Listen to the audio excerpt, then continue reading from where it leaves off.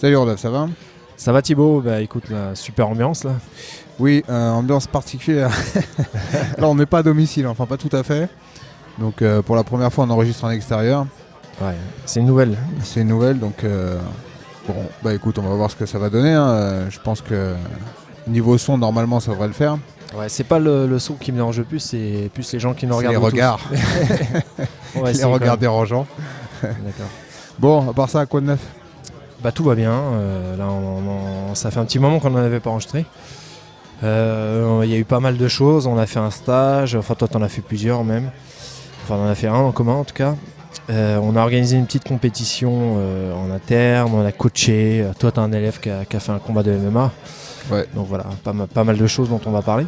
Exact. Tu as vu la nouvelle du jour, Keenan a officialisé son départ de chez Atos. Ah bon? Ah tu vois, je suis pas au courant. Il faut te tenir au courant, hein, c'est pourtant partie du job. Ah bah tu m'étonnes.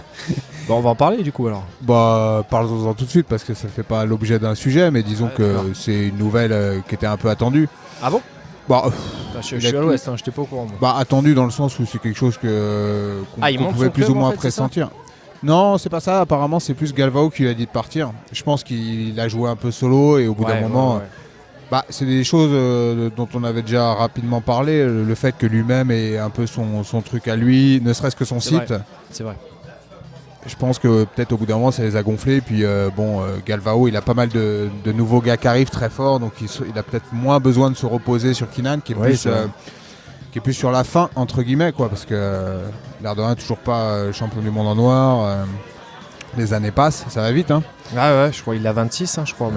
Ouais, au moins, je pense, non? Ouais, il me semble 26, il me semble. D'accord. On va vérifier. Donc bon, là, je sais pas trop comment ça va se passer. Peut-être qu'il va en profiter pour essayer de monter directement son académie ou rejoindre d'autres choses, mais enfin, ça va pas être si simple que ça pour lui, parce que ça implique déménagement, compagnie, parce qu'à San Diego... bref. C'est clair. Hein. Bon, là, ça va être la grosse news, ça va être de savoir où il va, ou s'il monte son club. Ouais. Enfin bon, bref, on suivra ça de près. Donc de quoi est-ce que tu vas nous parler aujourd'hui? Alors, de quoi je vais te parler? Je vais te parler j'ai réfléchi à des sujets qu'on n'avait pas encore évoqués. Et là, je vais te faire une petite compilation des combats qui m'ont marqué en jiu-jitsu. Alors, ce sera pas qu'en jiu-jitsu, mais... Les combats auxquels tu as assisté ou certains que j'ai vus en live, d'autres que j'ai vus en direct en regardant les lives. Certains en live, d'autres en direct. Non, je veux dire, quand je dis en live, je veux dire... visuellement, pas retransmis. Ouais, de visu, ouais. Et en direct, ça peut être à travers mon écran. D'accord. D'autres que j'ai vus en différé. Enfin voilà, des combats qui m'ont marqué sur les quelques décennies depuis que je pratique, on va dire. D'accord. Ensuite, je te parlerai... Dans un second temps, je regarde mes notes, de la catégorie absolute. Il y avait de quoi en faire un sujet, tu vois. Ouais. Comment aborder ça, quelle est notre vision par rapport à ça, et voilà. Parce que c'est quand même assez spécifique au jiu-jitsu, mine de rien. Même si ça existe dans d'autres sports, enfin j'en parlerai. Et puis dans une troisième partie, je te parlerai de pluie radioactive. Ah, encore hors sujet? Non, tu verras, il y a un lien. Je pensais que tu allais me parler du trou noir, la première image du trou noir. Je pensais qu'il y avait gros risque de hors sujet une fois de plus. Mais j'y ai pensé, mais bon. Bref. Bon. Ok, quant à moi, je vais parler du top 3 des blessures auxquelles j'ai malheureusement assisté. En tant que victime ou en tant que... Non, en tant que spectateur, heureusement, nous on a plutôt pas mal de chance là-dessus, on n'a jamais eu trop de blessures. Mais certaines blessures que j'ai pu voir qui m'ont marqué, vraiment des blessures que j'ai vues concrètement lors d'entraînements auxquels j'ai participé, quoi. Ouais. Ça. Et je vais ensuite parler d'Abu Dhabi, la compétition Abu Dhabi Pro, et Abu Dhabi même, le rapport qu'a Abu Dhabi et au Jiu-Jitsu. D'accord. Donc à travers nos expériences là-bas, puis j'en profitais pour faire un petit résumé historique de tout ça, de pourquoi est-ce qu'on en est là, etc. D'accord. Et je finirai par parler de Joe Rogan, surtout de son podcast, Joe Rogan Experience, mais j'en profiterai pour parler un peu de lui et de son parcours, parce que c'est quelqu'un aussi d'important dans le Jiu-Jitsu et dans le MMA, et même au-delà, on verra. Donc voilà. D'accord, bon ben on peut y aller alors. T'es prêt? Allez, je suis prêt. Allez, let's go.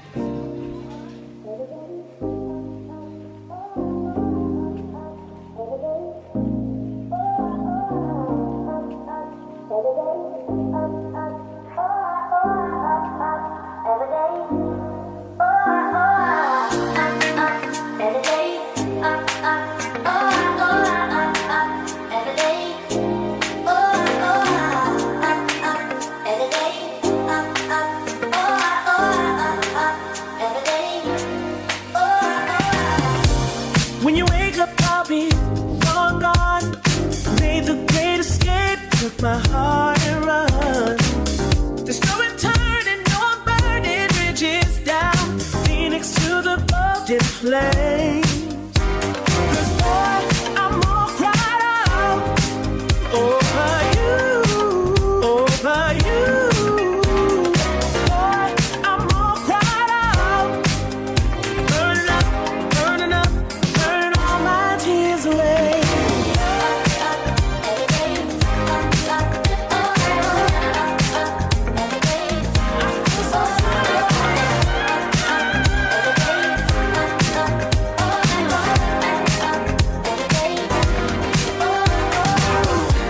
When you wake up, there'll be no sound, no one left to kiss when you turn around.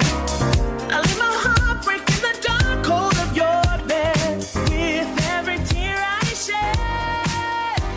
'Cause boy, I'm all cried out over you, over you. Donc, tu vas nous parler des blessures, tu me disais en intro. Oui, on avait déjà un peu évoqué ce sujet, mais avec d'un angle différent, c'est-à-dire qu'on parlait des blessures, de savoir comment les gérer, comment les éviter, comment faire avec une fois qu'on est blessé pour revenir, etc. Mais là, c'est plus parler des blessures que j'ai pu voir lors d'entraînement et de celles qui m'ont le plus marqué. D'accord. Une sorte de top 3 des blessures les moins sympas Les plus dégueulasses. à voir. Dégueulasse, je sais pas, mais celles qui m'ont le plus marqué en tout cas. D'accord. Donc je commence par la numéro 3. Donc c'était un samedi matin, je me souviens. À l'époque, on s'entraînait souvent les samedis matins, donc je dirais à nos débuts. C'est encore le cas pour moi. Pardon ? C'est encore le cas pour moi, je m'entraîne encore le samedi. Oui. Moi aussi, mais un peu moins, et je relâchais un peu. Mais c'était l'époque où on faisait des gros entraînements le samedi matin. Et moi, je me souviens que c'était les jours où il y avait le plus de blessures, déjà à l'époque. Parce que je sais pas, c'est le matin, les corps sont peut-être moins chauds. Oui, c'est ça, c'est le matin, tu arrives un peu à la bourre, t'es un peu crevé, Ouais. Donc, Enfin, en tant que prof, on essaie de pas arriver à la bourre. non, bien sûr que non. Et donc oui, effectivement, c'est déjà un créneau assez sensible. Et c'est là, donc c'est lors d'un de ces entraînements qu'il y a un de nos partenaires qui s'est arraché les ligaments au niveau des genoux. Donc c'est une blessure assez commune. Donc le gars en fait a fait une espèce de mouvement de judo un peu comme un osotogari. Ouais. Et le gars l'a bloqué et donc craque, complètement arraché mais violemment quoi. Et donc c'est une blessure assez commune, mais moi elle m'a marqué parce que c'est la première fois que je voyais un mec pleurer quoi. Pleurer au jujitsu. C'est pas marrant. Mais bon, le mec il avait des larmes quoi, et ça m'a un peu marqué parce que tu sais, tu peux gueuler, tu peux gémir, mais là quand le tu gars pleures, c'est que ça va loin. le gars chialait là, et là tu vois, je me suis dit putain, quand on est au point de vraiment pleurer avec des vraies larmes, un adulte, hein, le mec était plus âgé que moi encore à l'époque, et je me souviens ça m'avait profondément marqué. Je m'étais dit ouais putain, les genoux c'est quand même assez sensible. Sachant que les genoux, bien sûr, le gros problème derrière, c'est le temps de rémission, les impacts sur le long terme, etc. Ouais, et puis la chirurgie, enfin, pour réparer ça, c'est la totale. C'est pas anodin. Bon, après, tu peux compenser avec, en te renforçant un peu musculairement, etc. pour donner de la stabilité. Mais c'était les ruptures des croisés, là ? Ouais, les croisés. D'accord, mais ça en théorie, on doit te faire une greffe. Enfin, c'est une grosse opération derrière. C'est une grosse galère. Alors après, je t'avoue, j'ai pas suivi le truc de super près, mais... disons que celle-là, c'est une des premières auxquelles j'ai assisté de blessures significatives, et elle m'a marqué par ce fait-là. Le fait que j'ai senti vraiment la souffrance. La douleur à travers les pleurs de ton partenaire d'entraînement. Ça m'avait fait tilter, quoi. Ça m'avait fait un peu réfléchir, tu vois. D'accord. Mais bon, voilà, c'était plutôt anecdotique. La deuxième qui m'a marqué, et c'est celle qui fait que je parle de ça en ce moment, c'est celle qui est arrivée il y a une semaine lors d'un entraînement justement que je donne encore le samedi matin. Donc c'est un entraînement que je donne dans un club de judo. Donc en fait je leur donne un cours de jiu-jitsu par semaine, jiu-jitsu brésilien par semaine, en complément de leurs entraînements à eux de judo, jiu-jitsu traditionnel. Et donc c'est un petit cours, hein, généralement dans un petit nombre, c'est une toute petite salle. Et c'est quasiment que des ceintures blanches. Il y a une ceinture bleue, mais bon, on voit souvent des bases, tu vois, vraiment un petit entraînement pépère du samedi matin. Et donc je donne mon cours, échauffement classique, petite technique, puis vient l'heure des randoris. Donc je lance le chrono. Le moment fatidique. Un moment fatidique, fatal même. Et donc moi je tourne pas le samedi matin, généralement je suis claqué, je suis en fin de semaine au bout de ma vie, donc généralement je tourne pas. Et effectivement là c'était le cas, je tournais pas, donc je tenais le chrono et je regardais un peu les combats. D'accord. Et donc je lance le premier chrono, premier randori. Ouais. Et donc je vois deux de mes élèves en train de commencer à combattre, et en même pas à 5 secondes, donc je vois une espèce de mouvement bizarre avec l'un qui essaie de prendre le dos de l'autre, et j'entends un des deux qui dit « Ah, stop !» Et donc je comprends pas trop ce qui se passe, je vois qu'il s'arrête et j'entends dire à mon doigt de pied. Non. Il a fait comme si, tu vois, une blessure. Oui, quoi. Une blessure mon normale, on va dire. Et là, je regarde de loin, tu vois, je dis bon, le mec s'est fait un peu mal au doigt, mais sans plus quoi. Et j'entends l'autre son partenaire qui dit doigt de pied, comment ça? Et l'autre lui montre, et moi je vois de loin. Et là, je vois la tête de celui à qui il montre la blessure, et je vois tout de suite qu'il y a un problème. Et donc je commence à m'approcher. Et j'ai dit, tu t'es blessé, et je commence à regarder vers son pied. Ouais. Et je vois qu'il y a un truc qui déconne, tu vois. Je vois son pied, mais je vois qu'il y a un truc qui déconne. Mais si tu veux, mon cerveau m'a empêché de regarder vraiment dans le détail. T'as une carapace visuelle qui s'est mise en place. C'est comme si j'avais un réflexe cerveau, un réflexe reptilien qui m'a dit ne regarde pas complètement non plus. Et donc j'ai détourné le regard, comme tu vois, vraiment un réflexe, tu vois. C'est pas que je me suis dit vas-y, il y a un truc dégueulasse, faut pas que je regarde. Ça va faire mal à voir, tu t'es dit. C'est ça. Mais bon, après je me suis dit bon, faut quand même que je tire le truc au clair, et j'ai regardé. T'es quand même le prof. Hein. C'est ça. Et bon, je re-regarde en me forçant un peu, et je capte qu'en gros il y a un os qui est une fracture ouverte, quoi. Mais franchement, même la deuxième fois, j'ai pas eu le cran de vraiment comprendre ce qui se passait. Mais je voyais qu'il y avait le pied qui était en vrac, quoi. Mais complètement en vrac, et je voyais que ça coulait du sang, pas de manière ouf, tu vois, mais je voyais qu'il y avait un os. Il y avait un os qui dépassait dans le bordel, mais j'arrivais pas à identifier quel os, de quelle manière. Donc bon, ensuite j'ai commencé direct à prendre mon téléphone, on a appelé les pompiers. Et là, donc, une fois l'appel fait, on s'est un peu posé, on a un peu commencé à regarder vraiment ce qu'il en était, quoi. D'accord. Et donc, en fait, ce qui s'est passé, c'est que l'élève en question, Gabriel, que je salue d'ailleurs, à qui je dédie ce podcast, s'est enroulé le gros orteil à l'intérieur du pantalon de son adversaire. D'accord. Et ils ont fait un mouvement bizarre, et bref, l'orteil est parti d'un côté, son corps de l'autre. D'accord. Et l'os est resté à sa place, mais l'enveloppe, l'orteil, l'enveloppe de chair est partie, c'est déboîté. C'est-à-dire que donc, d'un côté, en gros de loin, si tu regardais, tu as l'impression qu'il y avait 6 doigts de pied, tu vois. Il y en a un qui était un os et l'autre qui était l'enveloppe vide, quoi. Tu vois. Tout à fait. Et bon, ça saignait pas de ouf. Lui, il est resté relativement serein. Franchement, j'ai trouvé qu'il est resté vraiment calme. Mais franchement, c'était dégueulasse. Mais tu vois, comme quoi, c'est pas con le truc du IBJF d'interdire de mettre les doigts à l'intérieur. Parce que ça, c'est un bon exemple. C'est exactement la réflexion que je me suis faite après. C'est que là, on voit. Parce que depuis toujours, nous, on entend dire attention, pas les doigts à l'intérieur. Tu vas te bousiller les doigts et tout. Souvent, on se demandait pourquoi d'ailleurs. Ouais, exactement. Là, j'ai compris. Là. Et du coup, donc après, comme je te dis, le temps que les pompiers arrivent, ils ont mis, je sais pas, un petit 10 minutes. En parlant des doigts à l'intérieur, qu'est-ce que ça a pu me saouler ce truc en compétition, le nombre de fois où je me suis fait reprendre, mais déjà, à raison, hein, je veux dire que je le faisais vraiment. D'ailleurs, tu parlais de la compétition interne qu'on a faite, il y a quelques moments où tu mettais encore les doigts à l'intérieur. Ah, bah c'est possible, mais c'est un truc, moi, j'ai souvent fait, et je sais pas combien de fois ça m'est arrivé. En compète, qu'on me dise qu'on fasse la réflexion, quoi.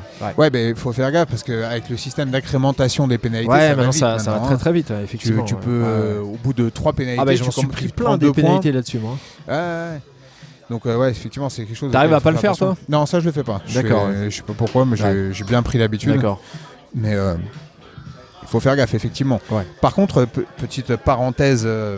Au niveau des règles, on a le droit de s'attraper l'intérieur de son propre kim. Tu vois, quand tu fais un Ézéchiel. D'accord, oui, remarque, oui, c'est vrai.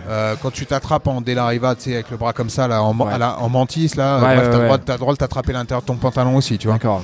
Donc tu as le droit de le faire, mais seulement quand il s'agit de ton propre Kim. D'accord. Tu vois. Ce qui est un peu bizarre en même temps, mais bon. C'est bizarre, mais c'est vrai que Ils n'ont pas voulu supprimer les équelles. Ouais, c'est ça. Voilà, c'est que l'étranglement Ezekiel, Voilà. ils ne savent pas, consiste à rentrer ses 4 doigts dans la manche de son Kim. C'est vrai que c'est dur de le faire autrement. L'étrangler avec mes. Bref.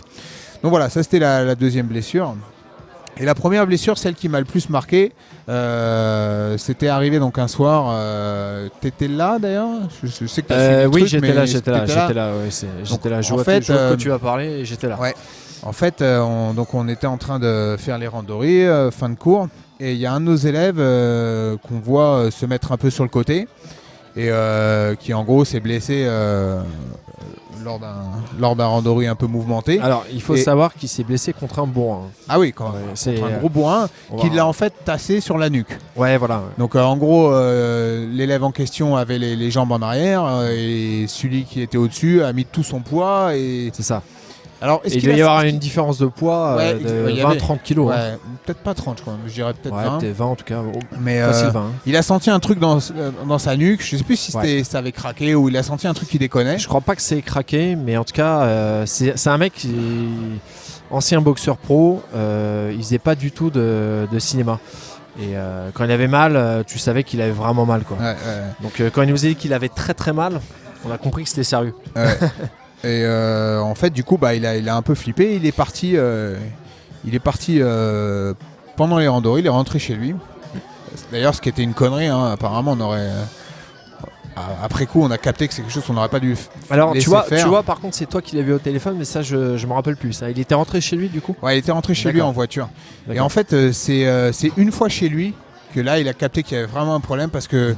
Je crois que là, il a commencé à se sentir malade, envie de vomir, des tremblements et compagnie. Ouais. Et là, ils ont appelé les pompiers. Et les pompiers ont commencé à l'examiner. Et service des urgences de l'hôpital du coin, qui eux-mêmes ont décelé donc il avait une. Je vois des gens me regarder, Thibaut. Sans balère. Et bref, les cervicales étaient touchées. Ouais. Donc il a été emmené d'urgence à l'hôpital à Paris, la Riboisière, où il a passé une nuit à être opéré directement. Alors je sais plus s'ils lui ont mis une plaque en métal ou un truc comme ça. Je crois qu'il a une plaque en métal. Ouais, si, il a une plaque en métal. Oui. Et c'est ce qu'il faisait qui revenait pas d'ailleurs. Hein. Ouais. Et donc nous on a suivi ça de près. Par lui directement, puis par sa femme. Ouais. Et il nous racontait qu'en gros, la nuit à l'hôpital, le médecin lui disait en gros, c'est une chance sur 2, quoi. Donc lui, il avait 3 enfants, il se disait mais là, ça se trouve, je toucherai plus jamais, je sentirai plus jamais mes enfants de mes mains, parce que là, c'était tétraplégique, quoi. Ouais. Et donc, il me disait qu'il avait passé une nuit horrible, à savoir s'il allait s'en sortir ou pas. Et tu sais, c'est les grosses blessures, hein, quand le mec... Te faire tomber sur la nuque ou te tasse en deux. Ouais. Parce que c'était pris un peu Fedor contre Arnoldman, c'est le genre de blessure où tu te dis il y a un risque de paralysie qui est quand même important. Là, ça fait flipper parce que c'est cervical direct. Ouais, exactement. Et d'ailleurs, on a un élève d'amis à nous à qui il est arrivé la même chose, qui s'est fait tasser, pareil, sur la nuque, cervical touché, et pareil, plaque de métal, je crois qu'il s'appelait Younes, je sais pas si tu te souviens. Ouais, si, ouais, je me rappelle très bien. Ouais. Chez les jumeaux, pareil, même histoire, à 2 doigts d'être sur une chaise roulante à vie, quoi.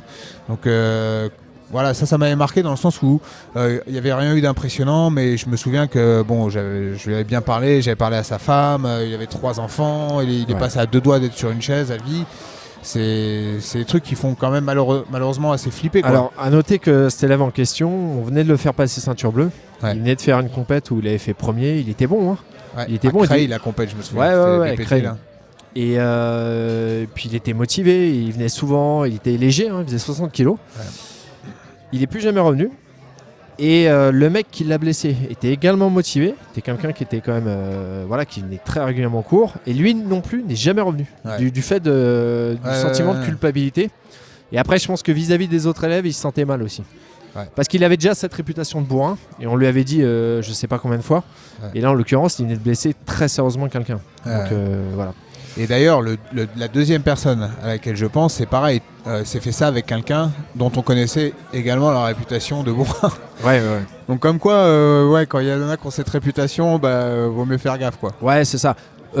En fait, qu'il y ait des bourrins au club, c'est systématique. Enfin, tu peux pas l'éviter. Ouais, tu en auras toujours, bien sûr. Mais ce que j'aurais tendance à penser, c'est que les bourrins au club, faut que les légers les évitent en fait. Les légers, toutes les personnes vulnérables entre guillemets face à eux. Moi, je dis souvent à mes élèves de choisir leur partenaire. Hein. T'es obligé. Hein. Si tu t'écoutes pas un peu, si tu fais pas gaffe au risque, tu vas finir plutôt que prévu, quoi. Exactement. Comme là, quoi.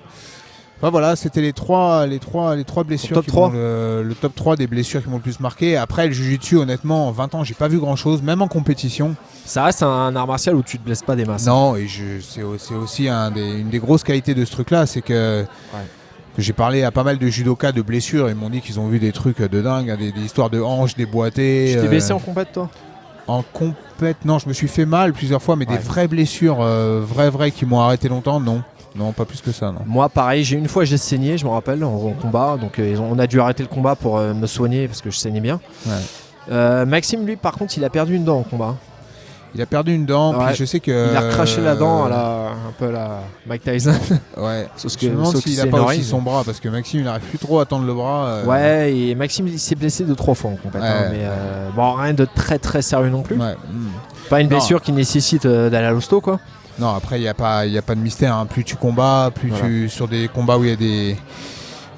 où il y a derrière des enjeux, là, effectivement, tu as des risques d'aller un peu plus loin que un combat de compète, c'est beaucoup plus traumatisant qu'un combat de club. Ouais. Et souvent, tu te rends compte à la fin d'une compète, d'ailleurs, tu as des marques partout, des trucs, tu t'es fait mal quelque part. Enfin bon, voilà, quoi. Je pense qu'il ne faut pas non plus en faire une psychose, mais bon, voilà, ça arrive. Ouais. Bon courage à Gabriel, à qui on a remis l'os dans l'orteil. On a tout recousu. L'orteil dans l'os. Ouais, voilà, exactement. Donc voilà, bon courage à toi et puis à bientôt sur les tatamis alors.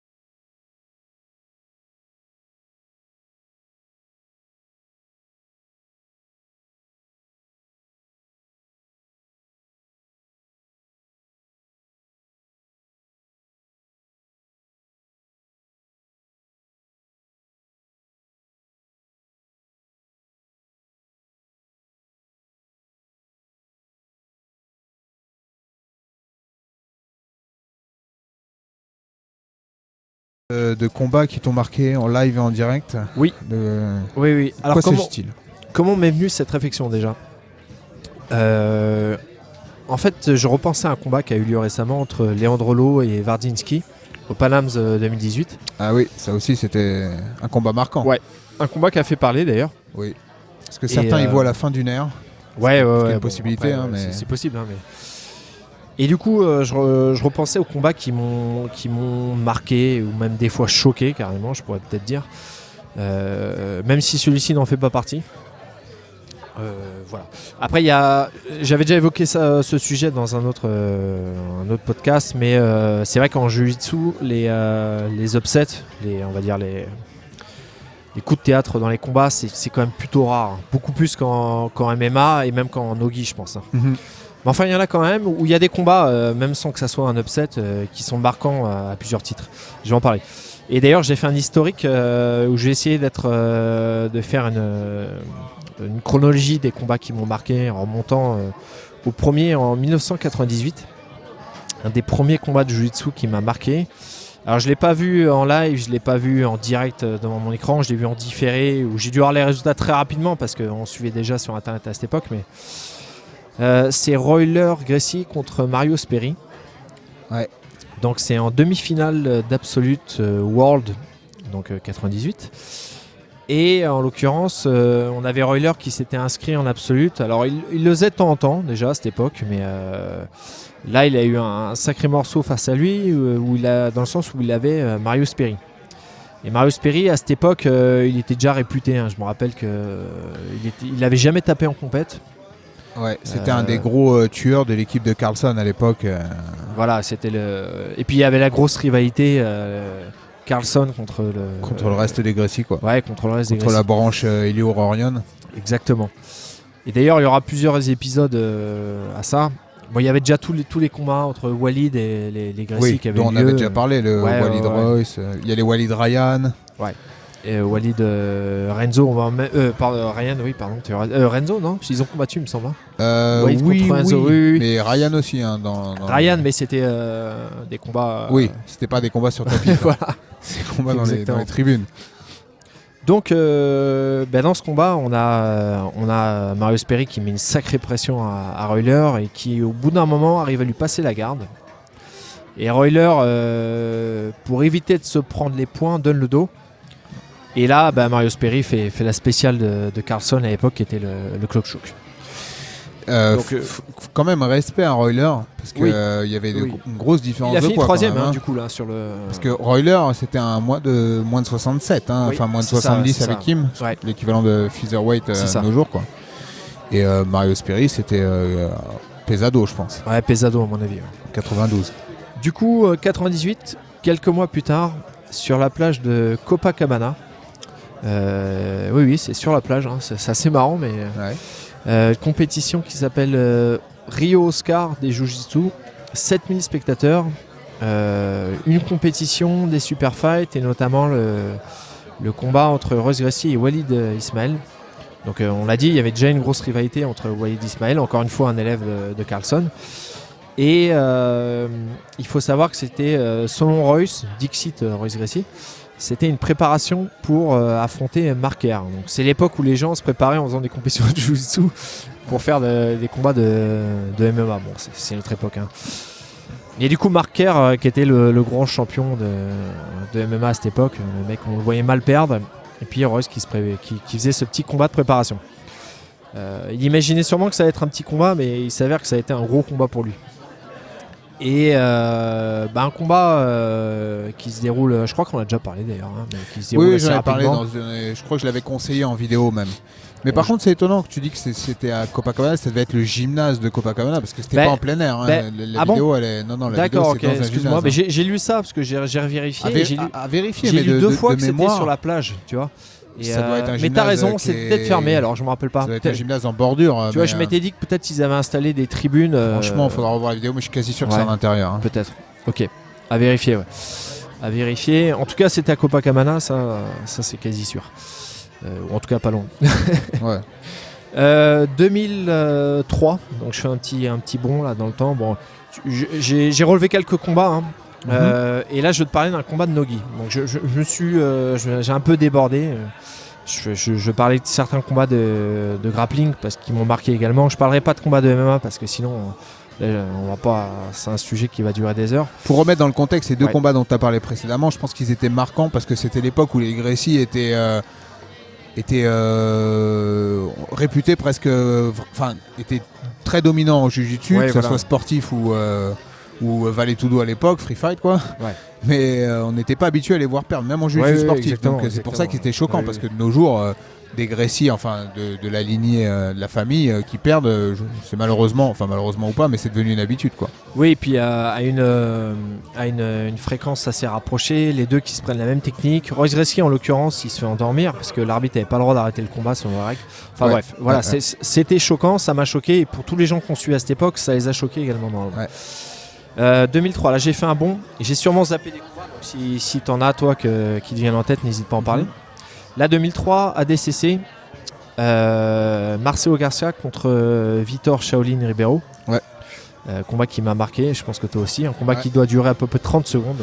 Je vous incite à regarder tous ces combats, ils sont dispo sur internet. À une époque où Shaolin c'était pas un rigolo. Ouais, exactement. Il faisait déjà du MMA, mais en parallèle c'était toujours un tueur en jiu-jitsu. Et là en l'occurrence il s'est pris un arm drag, une prise de dos, un mataleon, et il se fait endormir. Et c'est assez intéressant parce que en fait c'est maintenant aujourd'hui c'est basique, tout le monde connaît bien, mais le arm drag c'était on découvrait la puissance de ce truc, quoi. Qui était à la base une technique de lutte, hein. Mais là Marcelo Garcia avait réussi à l'adapter en enchaînant direct sur des prises de dos, et je l'ai revu ce combat là pour préparer le sujet, et c'est marrant parce que il fait un arm drag et il a un petit mouvement vraiment subtil où tu sens qu'il arrive tout de suite à bien se positionner au niveau du dos, et lui c'est vraiment sa marque de fabrique, hein, le positionnement par rapport au dos, et c'est imparable, quoi. Tu sens qu'il peut rien faire, le pauvre Shaolin, sachant que derrière il avait enchaîné, c'est en gagnant la catégorie, alors que Marcelo Garcia à l'époque était relativement peu connu. D'ailleurs il n'avait pas gagné les qualifs, il n'aurait pas dû le faire, hein. Il avait perdu sur un truc plus ou moins litigieux contre Daniel Moraes, je crois, les qualifs. Je me rappelle pas de tout ça. Et au final je crois Daniel Moraes n'a pas pu le faire. Et c'est lui qui s'est retrouvé là. D'accord. À vérifier, mais je suis quasi sûr de ça. Et du coup, il aurait pas dû être là, et il est venu et il a déglingué tout le monde. Et c'est à partir de ce jour-là que ça a commencé. 2003, c'est là où on a découvert Marcelo Garcia, en gros. Pour ceux qui suivaient vraiment beaucoup. C'est là qu'il a explosé, je pense. C'est ça. Il devait déjà faire des trucs à droite à gauche, mais il y a quelques vidéos de lui en marron. Donc 2004, janvier 2004, un an plus tard. Finale de l'Absolute World au célèbre Tijuca Tennis Club, là où il y a les clubés, je sais pas comment on prononce. Voilà, la célèbre salle où où avaient lieu tous les mondiaux à l'époque. Toutes les grosses compètes, on va dire. Puis ensuite l'Open de Rio. Avant tout déménage à Los Angeles, la pyramide. Où les pigeons se posent sur les tapis. Voilà. C'est véridique. Exactement. Il y a un highlight de Ricardo Vieira où à un moment on voit un pigeon qui s'envole. Il lève les bras, il y a 3 pigeons qui passent. Putain, c'est un highlight de John Woo. 12 personnes dans les tribunes, c'est vraiment du jiu-jitsu, ça. Donc tu vois de quel match je parlais là, 2004. Roger Gracie Jacare. C'est ça. 2004. Et du coup un combat très marquant pour ceux qui l'ont suivi, dans le sens où c'est la finale absolue. Alors j'en parlerai après, mais l'absolute justement c'est vraiment la finale de l'Absolute. Normalement c'est le combat le plus important de toute la compétition, généralement. C'est celui qui est le plus regardé, c'est le clou du spectacle. J'en parlerai dans le sujet d'après. Mais du coup Roger Gracie le prend dans la garde fermée, commence à décaler ses jambes, il remonte sa jambe juste devant la tête, il verrouille une clé de bras dans la garde qui est vraiment vraiment bien placée. Et là Tereré il se relève et il fait ses petits bonds. Jacare. Excuse-moi. Jacare, oui, j'ai marqué Tereré, mais c'est Jacare, effectivement. Jacare se lève, fait des petits bonds et fait lâcher le bras.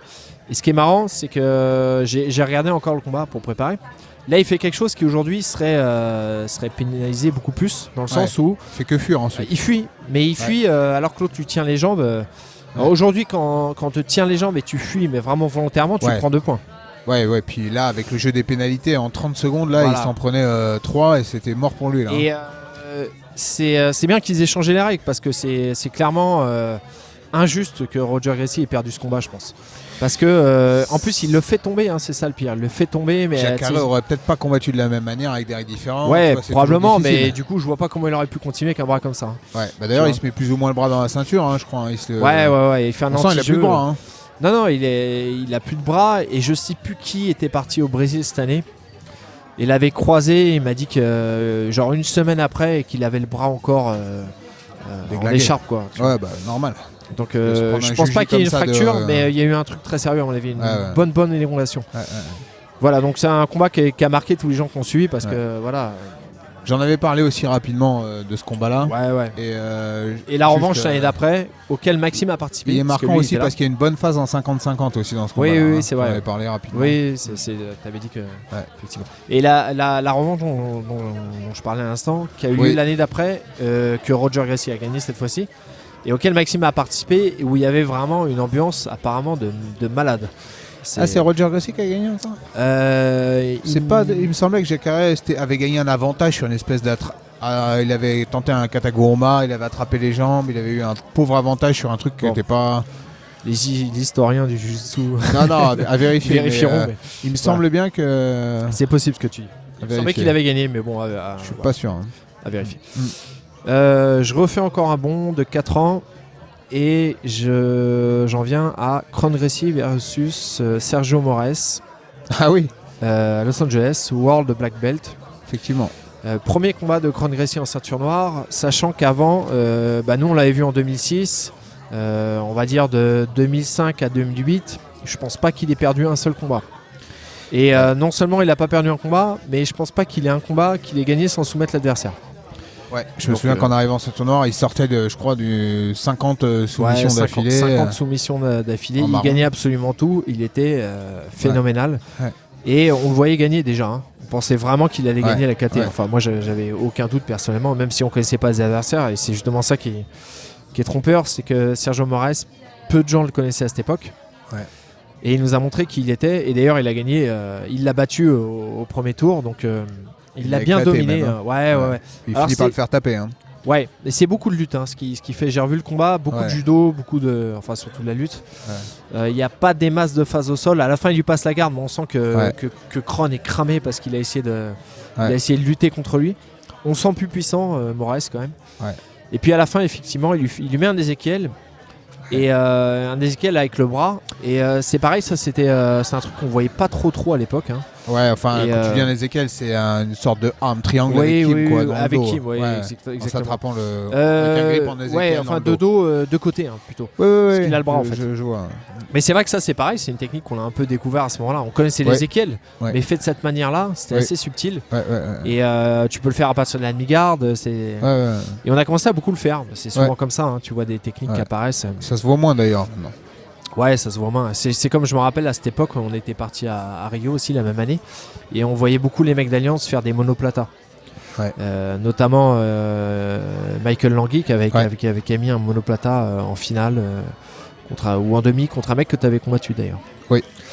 Voilà. Je saute une année. Rafael Mendes contre Leo Vieira à DCC 2003 Barcelone. Ouais. Combat marquant parce que voilà, ça c'est la transmission générationnelle. Et marquant aussi parce que Rafael Mendes, son prof c'était clairement Ramon Lemos, mais il avait quand même comme prof aux États-Unis quand il s'était barré, il s'entraînait en tout cas chez Leo Vieira. Ouais. Donc c'était un peu son prof aussi en quelque sorte. Oui. Et là, en l'occurrence, il se retrouvait face à son ex-prof, du moins la personne qui lui avait donné les cours pendant un moment. Exact. Et puis, en fait, voilà, on a vu Leo Vieira qui essayait de travailler les passages de garde. À un moment, Rafael Mendes lui fait un drag. Et il veut pas se prendre les points, Leo Vieira, mais il finit par se les prendre quand même. En dessous, Rafael Mendes part en direct une sorte de guillotine en lançant ses jambes vers l'avant, et il revient en bravo de choc. Ouais, il fait très bien ça en anguille, là, genre de choses. C'est des trucs qui montrent encore, c'est des trucs qui montrent encore ça, avec des kimura. Il se sert de ses jambes, il plonge, il se sert de ses jambes pour verrouiller le bravo en fait. Et il revient après, soit en espèce de roulade arrière, soit sur le côté. Ouais. Bref, quelque chose qu'il maîtrisait vraiment bien. Mais en l'occurrence, il ne le fait pas taper là-dessus. Hein. Il continue à le travailler, puis il finit par lui prendre le dos et il le soumet sur un Mataleon des familles, on va dire. Donc voilà, un combat qui est assez marquant parce que je me rappelle qu'il y avait le frère de Leo Vieira, on le voyait pleurer après le combat. Bon, voilà, on n'avait pas trop l'habitude de voir Leo Vieira perdre à cette époque. Hein. Ouais. Même si je me demande s'il n'avait pas perdu la DCC précédent contre Rani Raya. Ça dit quelque chose, ça? Il me semble Je qu'il me avait souviens de perdu. ce combat, mais je crois qu'il l'avait gagné. Hein. Non, il a battu la fois où Eddie Bravo avait fait taper, D'accord. Royler. Ouais. Mais il y a une revanche, il perd Ah, sur soumission contre d'accord. Raniérien. Je sais plus en quelle D'accord, année c'est. d'accord. Mais... Voilà. D'ailleurs, j'ai pas cité ce combat, mais c'est vrai qu'il m'a beaucoup marqué aussi la défaite de Royler contre Eddie Bravo. Oui, celui-là il est marquant. Il est Effectivement. marquant et on l'avait vu mettre en place son jeu assez spécifique, un jeu tout en souplesse où il lui avait mis un triangle. On sentait que c'était dur pour Royler. Et pareil, la Royler, il avait gagné 4 fois de suite à DCC. Alors, je sais plus en quelle année c'est, mais je me demande si c'est pas également en 2003, la même année on a vu Garcia Shaolin. Je pense que c'est la même année. C'est possible. Voilà. Allez, j'avance. Autre combat qui m'a marqué, vu que là je l'ai vécu en live, donc je l'ai vu devant mes yeux, c'était Braulio Estima contre Calazans au World Pro Abu Dhabi en 2010. Je sais pas si tu te rappelles. Non, Tu te rappelles plus de ce combat? je crois pas, non. Braulio Estima. Quand on y était Ouais, quand on y était, ouais. Je Ils me sont souviens retrouvés plus. l'un contre l'autre en finale de leur KT et en finale d'absolute également. Et Braulio a perdu les deux. Ah ouais. Et J'ai complètement zappé ça, tu vois. Et le pire, c'est qu'il s'est retrouvé pris en jugie en la dernière seconde de l'absolute. Il allait taper du coup. Et alors à revoir le combat, mais enfin si, je me rappelle à peu près. Hein, en fait, Braulio était dans sa garde fermée. Et Calazans, c'est une super garde fermée.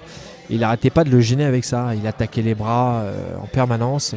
Et on sentait que ça avait beaucoup frustré Braulio Estima. D'autant plus qu'à Abu Dhabi, les combats étaient plus courts. 6 minutes, 6 minutes. Et donc, contre un mec qui a un jeu avec une bonne garde fermée, ça passe très vite. Ouais. Et s'il a marqué des avantages, tu te retrouves à prendre des risques. Et en l'occurrence, c'est ce qu'il avait fait. Braulio, je crois même qu'il avait tenté une technique qu'il m'avait montré à son stage quelques années plus tard, qui consiste à mettre les pieds dans le kimono quand tu te relèves. Ouais, Il avait tenté ça. Bref, Je me un combat que je vous suggère. Alors, je sais pas s'il est disponible celui-là, parce que je sais pas s'il est disponible, mais je me rappelle que de la gueule de Braulio, parce qu'il y avait des conférences de presse auxquelles on pouvait assister avant et après. On avait eu la chance d'être qualifiés, toi et moi, et on avait assisté aux conférences de presse. Et je me rappelle que Braulio, il faisait vraiment, alors que c'est un mec qui est tout le temps souriant, tout le temps cool, mais là, à la conférence de presse d'après combat, il faisait vraiment la gueule. j'imagine. Allez, j'avance. D'autres combats qui m'ont marqué. Satoshi contre Langui en 2012 au championnat d'Europe. Oui. On était là. Après que Langui ait battu Maxime d'ailleurs. Je crois que Tout à c'est fait. le tour d'après. Je pense que c'est le tour d'après. Ouais. Et ça c'est marrant parce que Satoshi on ne connaissait pas trop. Et il nous avait vraiment impressionné. Il avait mis un sweep super dynamique sur. Celle-là, par contre, elle est disponible comme vidéo. Ouais. Et effectivement, ce sweep-là, dès le début, est vraiment top. 6-4, je crois, il gagne, il me semble. Ouais, Satoshi. c'est serré quand même. Voilà. Mais c'est une époque où Satoshi, où Langui, n'avait pas perdu depuis très longtemps. Ouais. On avance. 2013. Alors, excuse-moi, j'ai oublié en 2010, j'ai zappé quelque chose qui vaut le coup selon moi. C'est la finale middleweight de Marcelo Garcia contre Calazans au Mondial. Pourquoi je te parle de ça ? Je crois m'en souvenir. Parce que en fait, c'est un combat. Alors, il n'est pas extraordinaire le combat, mais fin qui est marrante. Marcelo Garcia gagne 2-0. Ouais. Il est contre Calazans, qui vient d'une famille de judokas en l'occurrence. Hein. Ouais. Il a un bon judo, il a déjà envoyé Roger Gression en l'air. Il est super fort. Et il reste. C'est extraordinaire parce qu'il relève les combattants et il doit rester 5 secondes, 4 ou 5 secondes. Et c'est vraiment intéressant à voir parce qu'on sent que Marcelo Garcia est super serein. Putain, il reste 4 secondes, il est face à un putain de judoka qui va lui rentrer dedans. Et il se met tout droit. Et ça loupe pas parce qu'il lui rentre dedans. Ouais. Mais tu vois que... il tente des trucs vraiment pas mal. Il enchaîne. Il enchaîne des super. Genre double leg, l'autre sprawl, il tente un renversement papillon. Genre. Et Marcelo Garcia, alors il est en finale du mondial. Donc il a enchaîné je sais pas combien de combats. En théorie, un être humain est complètement mort à ce moment-là. Et il arrive à super bien défendre. Et voilà, je pense que ça vaut vraiment le coup de le voir. Une telle sérénité à la fin d'un combat, d'une finale de mondial, c'est extraordinaire ce qu'il fait. Voilà, j'avance vite. Le combat Rafael Mendes contre Cobrinha, finale des Panams 2012, il me semble. Oui. Bon, celui-là, tout le monde l'a vu, je pense, Oui. mais il est quand même à citer parce que voilà, voir Cobrinha se prendre une clé de bras, Et tu sens qu'il n'a pas envie de taper. Hein, tu sens qu'il se déteste. J'en avais parlé aussi rapidement de ce combat en disant que Cobrinha n'était pas allé serrer la main à Galvao après. Ouais, il y avait vraiment une grosse tension. Alors un combat que j'ai vu aussi en live qui m'a marqué, c'était Keenan contre Joao Miyao, finale absolue Lisbonne. Oui. C'est marrant parce qu'ils étaient ceinture marron, mais c'était les gros stars en fait. Ça avait même c'était plus suivi que n'importe quelle ceinture noire en fait. Je m'en souviens de ça. Gros combat. Et puis Keenan qui est pris en clé de cheville et qui lui met un Ezekiel qui l'endort et qui se relève en boitant. Donc là c'était on découvrait un peu Keenan aussi, on le connaissait déjà, mais là on s'est vraiment dit qu'il était vraiment très très très fort. Dans les combats plus récents, des combats qui m'ont marqué, Roger versus Bouchecha, Gracie Pro, on a déjà parlé aussi, mais c'est intéressant parce que c'est le combat intergénérationnel. Roger qui avait arrêté de combattre complètement, qui revient, qui arrive à soumettre Bouchecha, qui s'impose un peu comme le meilleur de tous les temps. Bon, on sait que ça veut rien dire, mais c'est un peu ce qu'il en est sorti du combat. Ouais, c'est un des combats moi aussi qui m'a le plus marqué récemment, celui-là. Voilà. Puis on a vu on l'a vu vraiment faire exactement les mêmes techniques qu'il faisait 10 ans avant, quoi. Ouais. Et on a vu que ça marchait encore contre la nouvelle génération. Donc c'était quand même impressionnant. Et puis un autre combat que j'ai sélectionné en 2017. Alors tu vois, c'est marrant, mais c'est les combats plus de l'ancienne époque qui marquent plutôt que les combats récents. Je t'en parle d'un dernier parce que sinon on va passer toute la nuit. Ouais. Ce dernier combat, c'est Merigali contre Lucas Leite, je sais pas comment on prononce, Leite, je pense. Leite, donc demi-finale World 2017 donc. Le combat dure 3 minutes 40. Et c'est marrant parce que on sent que Merigali il est vraiment transcendé dans ce combat. D'ailleurs, il y a des moments où la caméra elle fait un peu un gros plan sur lui. Et il a vraiment une tête, on sent qu'il est. Il est en c'est mode. Plus où il habite. Là. Non, je te parle de Merigali. Il est en mode. En mode je suis venu là pour le briser. Il fait des grimaces, on sent qu'il veut le tuer. Mais dans ce combat-là, Lucas Leite il fait de la peine. Hein. Et il fait de la peine. Et Merigali rentre dans sa demi-garde, limite genre, vas-y, montre-moi ce que tu sais faire. Et puis il lui passe la garde en 2-2. C'est vraiment impressionnant. Merigali, il est quand même super fort. Voilà, j'arrête là. Il y en a évidemment d'autres qui m'ont marqué, plein d'autres. Mais voilà, j'ai fait un petit best-of. Petite sélection. J'en ai sur mon billet, comme je te dis. Mais oui. Non, après, chacun selon ses sensibilités. Hein. Moi, un que tu as pas cité très rapidement, qui m'avait grave marqué, c'est Rodolfo Vieira contre Michael Langui. Donc c'est un combat en absolute. Mais voir Michael Langui se faire passer la garde en, je sais pas, peut-être 30 secondes. Mais vraiment comme un enfant et se faire déglinguer juste derrière. D'ailleurs, ce combat-là, il est introuvable. Hein. Maintenant, YouTube, Dailymotion, tout ça, tu peux chercher partout. Langui a fait appel à les avocats. Je l'ai noté, mais j'ai oublié d'en parler. Langui a fait la même technique que Royce contre Je vais juste en parler vite fait, parce que je l'ai pas cité, mais il y a Langui contre Leandrolo, parce que tout à l'heure je disais Satoshi ça avait été le premier à le battre depuis longtemps, mais en fait non, c'était Leandrolo qui avait été le premier à le battre depuis longtemps. Leandrolo avait battu Michael Langui avant le Satoshi en Europe. Je crois bien. Oui, ce combat-là, c'était la fin de la fin Leandrolo, pareil, on le connaissait pas trop à cette époque. Même s'il était déjà sur le circuit depuis longtemps, mais on le connaissait pas à ce niveau-là, quoi. Non, c'est là qu'il est sorti de l'ombre. Il lui passe la garde, il prend le dos. Il n'y a pas les points de passage, mais par contre en l'occurrence il lui prend le dos, il est 4-0. Enfin, il fait ça parce que Michael Langui est dominé au point et tente un peu le tout pour le tout. Hein. Et je crois qu'il perdait d'un avantage. Possible, Mais bon, il le rebat derrière au Brasileiro. Aux avantages, 2 avantages, je crois. Pareil, en faisant beaucoup de 50-50, mais il le rebat, il confirme. Puis ensuite, il n'a fait plus que le battre. Hein, voilà. Mais bon. Voilà, mon petit best-of. Peut-être la prochaine fois, t'en feras un toi aussi. Ouais. À voir.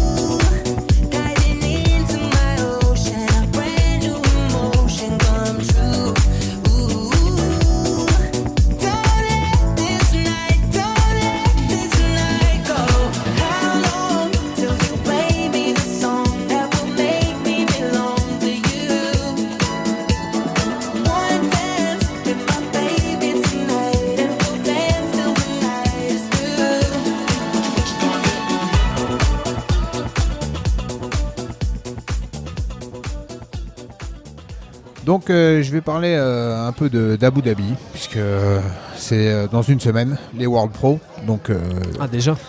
D'accord. ouais, donc c'est l'équivalent du mondial IBJJF dans cette fédération. Ouais. Donc Abu Dhabi, tous ceux qui font du jiu-jitsu, du grappling, on entend régulièrement parler. Pourquoi ? Alors c'est un peu ce sur quoi je vais revenir. Donc à la base tout ça vient d'une personne qui s'appelle Tahnoun Al-Nahyan, donc qui est un des... Cheikh Tahnoun. Cheikh Tahnoun, ouais, qui est un des membres de la famille royale là-bas, aux Émirats, donc à Abu Dhabi. C'est le frère en fait du prince, c'est-à-dire que le prince d'Abu Dhabi, celui qui dirige vraiment le truc, c'est Mohammed bin Zayed, ok, MBZ. C'est son frère adoptif ou enfin le frère, Non, je veux dire, il n'a pas été adopté par les parents, non? Je crois pas, non, c'est son frère de sang. Frère, ouais. D'accord. Donc les deux aiment le jiu-jitsu, hein, mais vraiment celui qui en est passionné et qui a ramené tout ça, c'est Tahnoun. Donc Tahnoun, lui, en fait, il est allé faire ses études aux États-Unis et comme beaucoup de personnes, il a vu le premier UFC en 93, je crois, le tout premier. Hein, et dès 95, il s'est entraîné. Gracie Barra à San Diego. Je crois chez Nelson Montero, je crois, D'accord. de mémoire. Et donc il a fait quelques années là-bas. Il s'entraînait incognito là-bas. Il a mis du Quelques temps années avant plus tard, il sera entraîné chez les Mendes. Ah bah lui, il a fait le tour. Hein, il les a Non, mais ramenés chez eux. je dis ça parce qu'il est à San Diego. Ah oui, Ouais, oui, c'est à oui. San Diego. Oui, tout à fait. Mendes, c'est pas à San Diego. Ah oui, c'est Enfin, c'est enfin, c'est Athos, c'est San Athos, Diego. pardon. Ouais. Autant pour moi. Galvao. Galvao, exact. Donc il s'est entraîné plusieurs années. Au début, il était là-bas incognito, hein, parce qu'il n'a pas dit tout de suite qu'il était le membre de la famille royale. Il a mis 1 an à le dire à son prof, tu vois. D'accord. Puis en 98, il retourne chez lui et passionné qu'il était, il en profite pour créer ADCC. Donc ADCC, c'est Abu Dhabi Combat Club. Et c'est une compétition, c'est la compétition numéro 1 en grappling. Okay. Alors, est-ce que c'est pas justement un club à la base, hein? Alors à la base, c'est un club. Oui, voilà. C'est une sorte de club, fédération, compétition. Parce que moi, je me rappelle quand on était à Abu Dhabi, Oui. elle nous disait toujours on va s'entraîner chez ADCC. Au Tout à début, fait. je comprenais pas ce qu'il voulait dire Tout à au fait. départ, mais En fait, tout ça, c'est un même ensemble. C'est-à-dire que c'est une volonté de promouvoir le jiu-jitsu et d'en faire le sport national là-bas. Et donc c'est passé par la création du club en lui-même, puis de cette compétition. Donc c'était et c'est resté hein, malgré tout la compétition de référence en grappling. Alors au début il y avait une espèce de promotion pour voir quel était le meilleur art de lutte, combat au sol. Donc c'était les lutteurs qui allaient défier les purs grappleurs, qui allaient défier les gars du jiu-jitsu. C'était un peu orienté comme ça. ouais. Et donc dès 98, ça s'est assez vite imposé comme une compétition de référence. Tahnoun, lui, continuait à s'entraîner. Il est même devenu ceinture noire donc, en 2000, ceinture noire de jiu-jitsu. Puis a continué à promouvoir ça et en faire vraiment un sport national là-bas. Il faut savoir qu'en 2015, il y avait plus de 600 Brésiliens profs en place à Abu Dhabi. C'est incroyable. C'est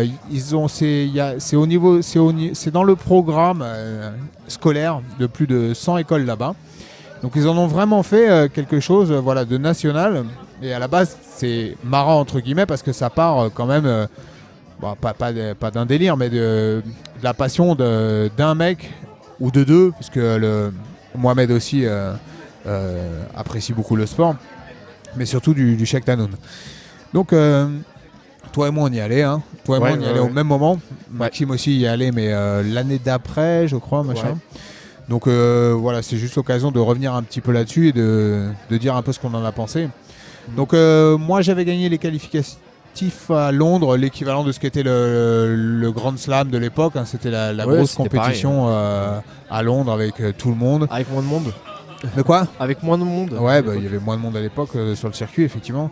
Mais c'était, par contre, c'était billet direct. C'est-à-dire tu gagnais, c'était billets, tout payé là-bas, hôtel et compagnie. Maintenant, je crois qu'ils ont changé, il y a un système pas de la CB. points.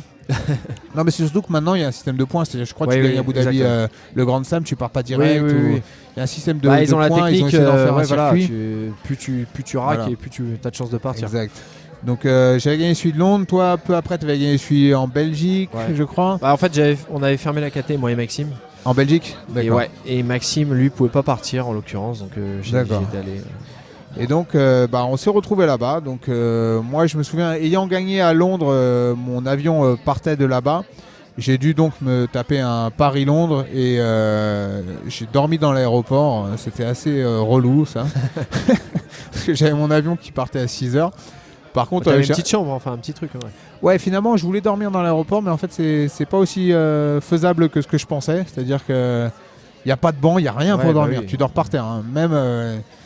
Par contre, il y a un petit hôtel au sein de l'aéroport où tu payes à l'heure. Et ça, j'avais pas mal kiffé. Donc, j'avais pris, je crois, l'hôtel pendant 6 heures.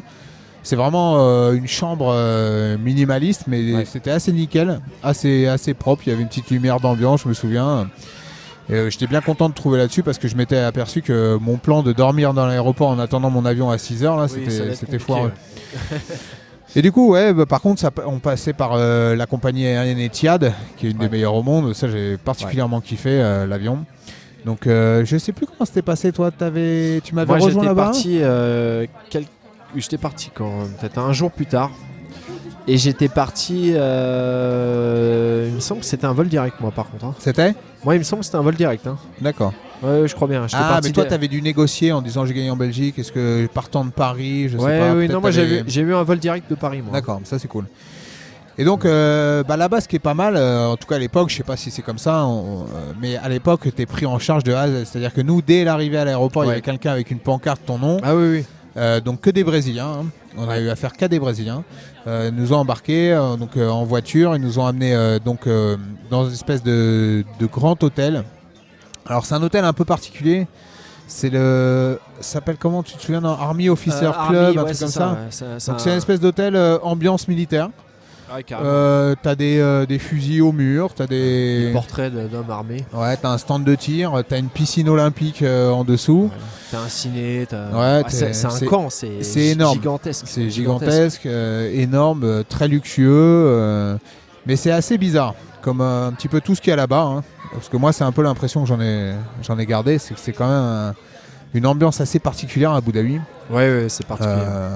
Donc pour moi ça a été une bonne expérience dans le sens où on était avec tous les combattants, hein, donc il y avait je sais plus à l'époque qui il y avait Gabi Garcia, Otto Campos, Braulio Estima, il y a des gens qui venaient qui combattaient pas également, je me rappelle. Il y avait les frères Mendes, il y avait Frazzato, Durigno, Enfin, il y avait pas mal de combattants et on était avec tous ces gars-là. On faisait la conférence de presse avec tous ces gars-là. Je me souviens, c'était assez marrant. On était en bus avec eux. Ouais, c'est ça. Donc on était embarqués avec toutes ces personnes qui sont quand même relativement balèzes.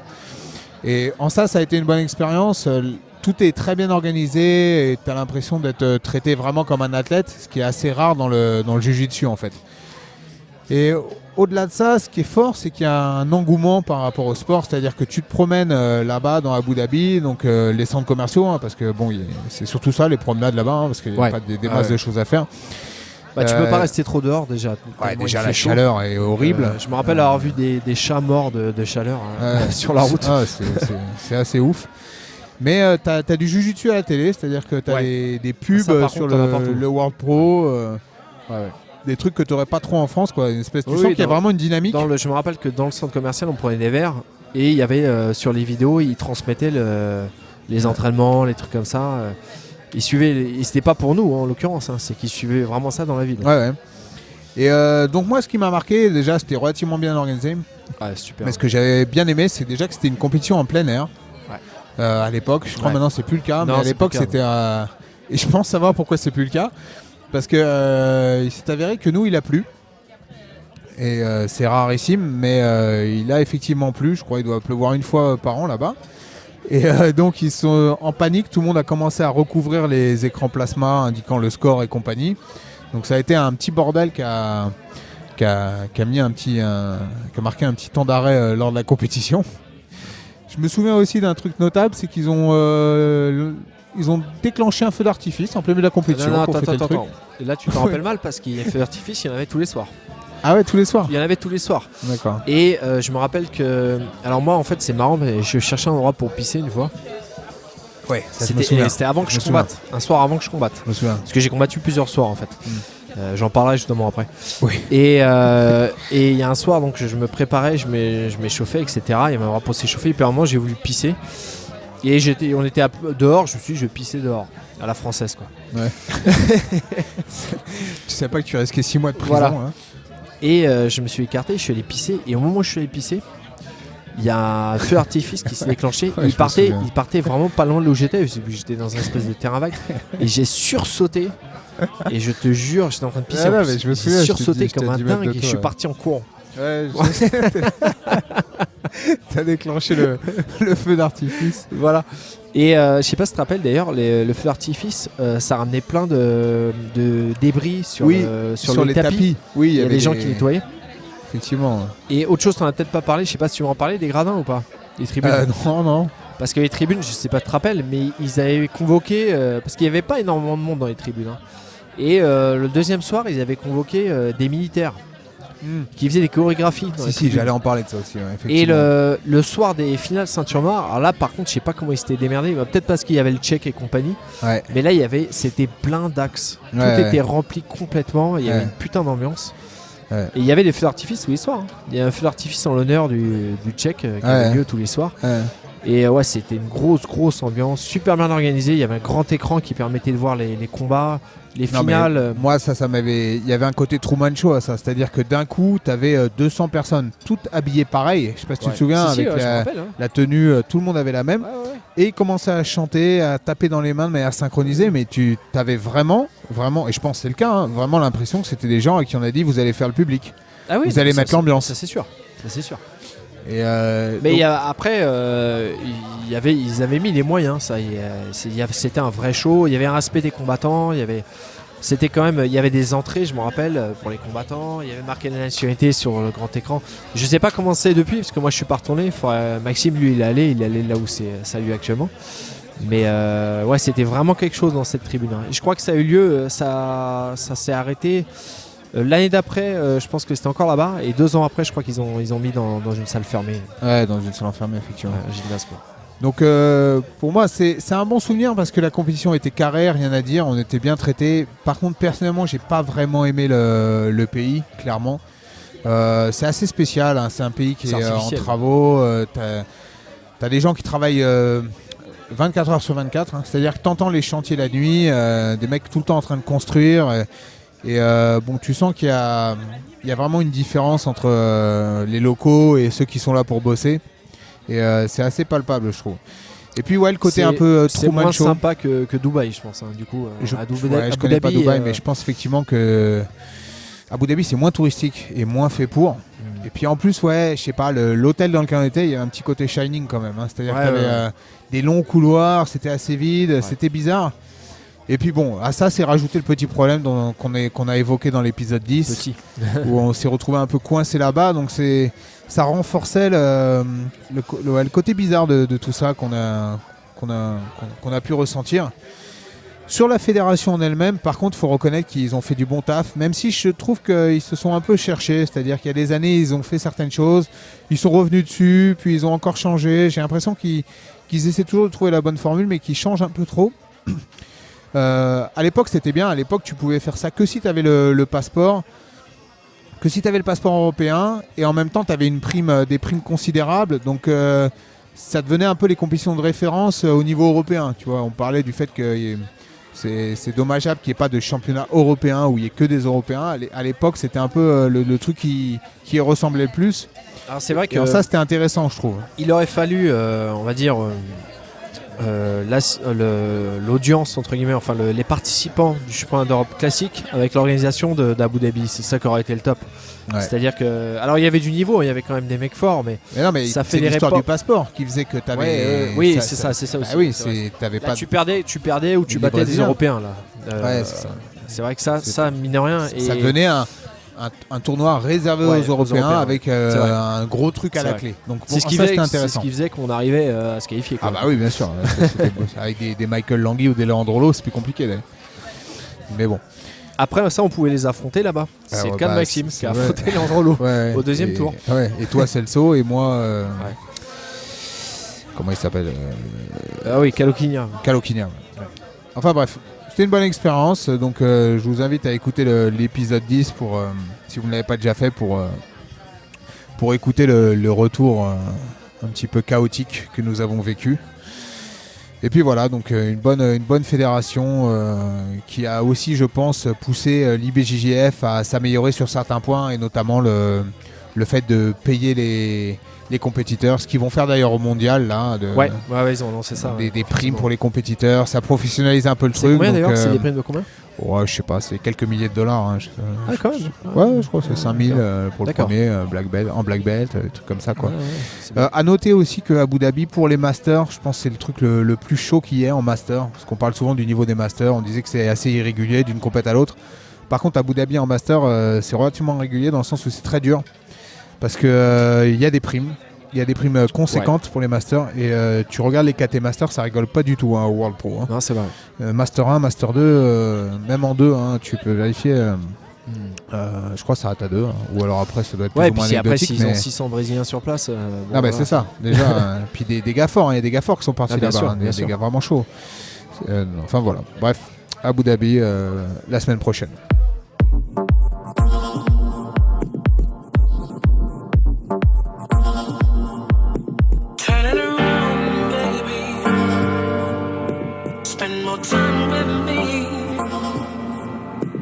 Getting insane, I know.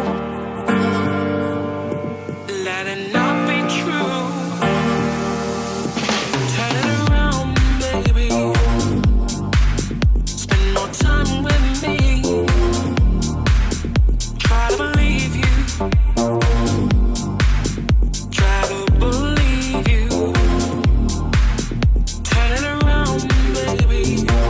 Spend more time with me.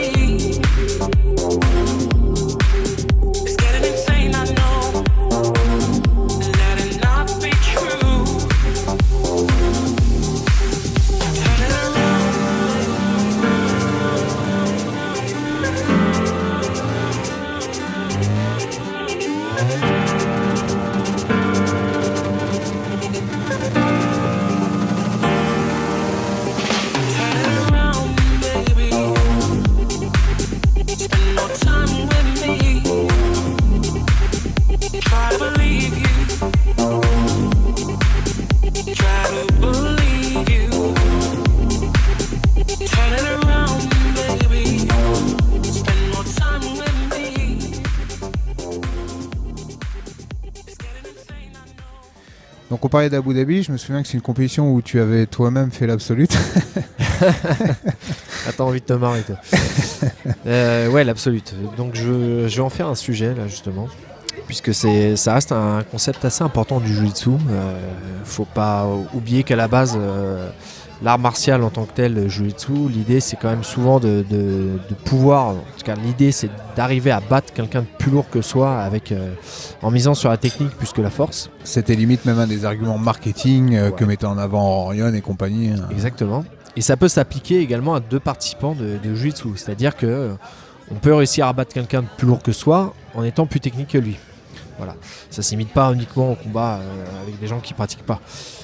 Et justement, alors juste pour préciser, peut-être que si jamais il y a des personnes qui savent pas ce que c'est, ce qu'on appelle absolute, c'est toute catégorie, hein, c'est-à-dire mélanger tous les poids. Et donc le fait de pouvoir combattre des personnes plus lourdes, plus légères que soi-même. Et donc, je le disais avant, c'est ce qu'il y a de plus prestigieux. Hein, on voit bien que les grosses stars, on vient souvent, alors à part chez les poids légers, mais même des fois chez les poids légers, hein, on vient souvent à vouloir se lancer dans l'absolute, parce qu'on sait que gagner un absolute en ceinture noire, c'est vraiment quelque chose de très très puissant en termes de marketing ou même voilà pour le CV, ils savent que c'est le Graal. C'est un peu d'ailleurs Leandro Lo par exemple, c'est quelqu'un qui a souvent dit qu'il voulait absolument gagner l'absolute, alors qu'il gagnait tout dans ses KT. Voilà. Et s'il est venu à monter de poids, c'est parce qu'il visait l'absolute, hein, c'est pas qu'il visait les KT au-dessus. Le but ultime, c'était d'aller en absolute. Et puis on a bien vu que les plus grosses stars de l'histoire du jiu-jitsu, alors à part encore une fois vraiment les légers, hein, mais s'ils sont essayés. Et d'ailleurs, même les Mendes, en tout cas, Rafael Mendes s'est essayé aussi. Il n'a pas persévéré, mais on l'a vu en faire en tout cas. Margarida, par exemple, qui lui gagné enchaîné souvent en KT absolute. Roger Gassi, on l'a cité, Jacques Carré, Chandé Ribeiro, Bouchécha, Rodolfo Vieira. Voilà. À titre personnel, j'ai combattu 5 fois en absolu. Tu vois, c'est marrant. J'ai fait le détail aujourd'hui. J'ai combattu 5 fois. 2 fois au Brésil. Une fois donc à Abu Dhabi. Et 2 fois en France. D'ailleurs, les 2 fois en France, on l'a fait ensemble. Ah oui. Je sais pas si tu vois quelle fois je parle. Alors, ça s'est généralement bien passé quand j'avais des personnes plus légères que moi. Quand j'avais des personnes un petit peu plus lourdes que moi, j'ai également réussi parfois à gagner. Et par contre, quand j'ai des personnes vraiment plus lourdes que moi, ça s'est toujours mal passé. C'est compliqué l'absolute. Ouais, c'est vraiment compliqué. C'est pas un hasard. Tu regardes qui gagne les absolutes, qui participe. En dessous de médio, ça devient compliqué, tu vois. Ouais. Alors, faut savoir qu'un autre poids, parce que nous on combat en léger, c'est vrai que c'est quand même compliqué. Non seulement c'est difficile, notamment lorsque tu combats en ceinture noire 10 minutes, plus le temps avance, plus ça devient compliqué. Et en plus de ça, mine de rien, tu as le risque de blessure. Alors tu vois, on parlait d'Abu Dhabi, ça t'a fait rire parce que le moment où j'étais allé pisser, là, il y a le feu d'artifice. Après, je combattais contre un mec et il y avait Nick Grigoriades. Ça m'avait bien fait rire cette histoire. Nick Grigoriades, je lui avais demandé, parce qu'on avait un peu sympathisé avec lui, le sud-africain, le mec assez connu. Sur Brotherhood. Ouais, voilà, qui a créé tout un truc. Il fait des podcasts lui aussi, je crois d'ailleurs. Ouais. Un mec très sympa qu'on connaissait. C'était un gros compétiteur à l'époque. Gros compétiteur, il a combattu pas mal de stars, il a combattu en France, il a battu Samuel Monin à l'époque. Même si je me rappelle que Samuel Monin avait super bien combattu contre lui. J'avais discuté avec lui et je lui avais dit je combats contre quelqu'un, je savais pas qui c'était. Alors faut savoir que nous, il mélangeait les marrons et les noirs. Donc moi j'étais marron à l'époque. Et je lui ai dit alors déjà faut que je me rappelle comment il s'appelle. Parce que je me souviens, moi, comment il s'appelle déjà, ouais. Mike Wilson. Mike Wilson, exactement. Je lui ai demandé est-ce que tu le connais. Il a fait une tête quand je lui ai dit ça. Il m'a fait ah ouais, je le connais, mais t'es contre lui là, t'es sûr? Je fais oui.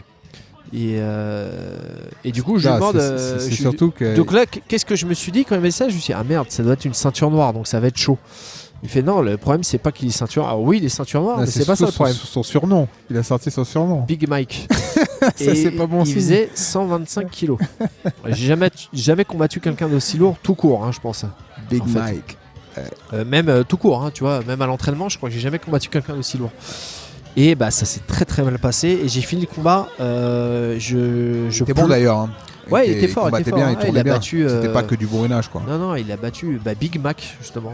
Je sais pas si tu te rappelles le combat. Ah oui, je me souviens. Et alors attends, ce qui est marrant, en l'occurrence, c'est que... Il y avait un des Mendes qui avait combattu, d'ailleurs. Non, il a battu Frazzato. Il a perdu 8-0 contre Frazzato. C'est Big Mac, là on parle. Ah non, moi Frazzato avait aussi battu ce mec-là. Oui, t'as raison. Il y a un des Mendes qui avait battu Big Mac. Battu Big Mac. Ouais. Mais il y a c'est Guillermet. À la même compète, il y a Frazzato qui avait battu après moi, qui avait battu le Michael Wilson, le mec que je combattais. D'accord. Ouais. Et il faisait 125 kilos, ça s'était très mal passé. Il m'a mis un triangle en plus. C'est marrant parce que tu te dis qu'un mec lourd comme ça, il va pas faire de triangle. Ouais. Mais il m'a mis un triangle et j'ai fini le combat. Je me rappelle, je pleurais, pas d'émotion, mais parce que en mettant le triangle, il m'a mis un gros coup en passage sur le nez. Ouais. Et fini le combat, j'étais en larmes.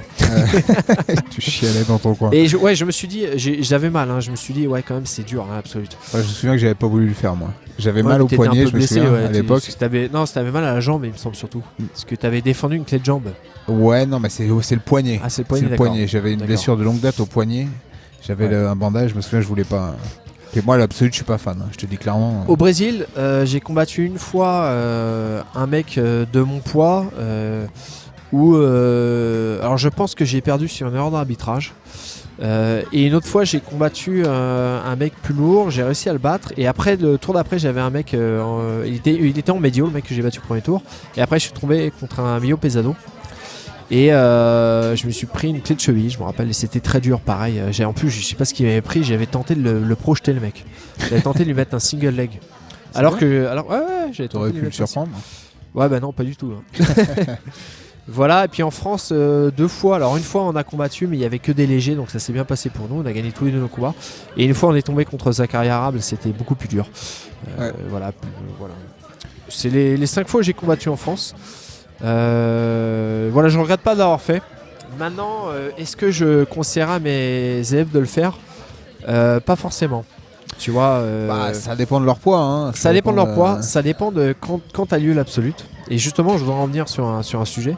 Là, je parlais tout à l'heure de Leandrolo qui a perdu contre Wardzinski.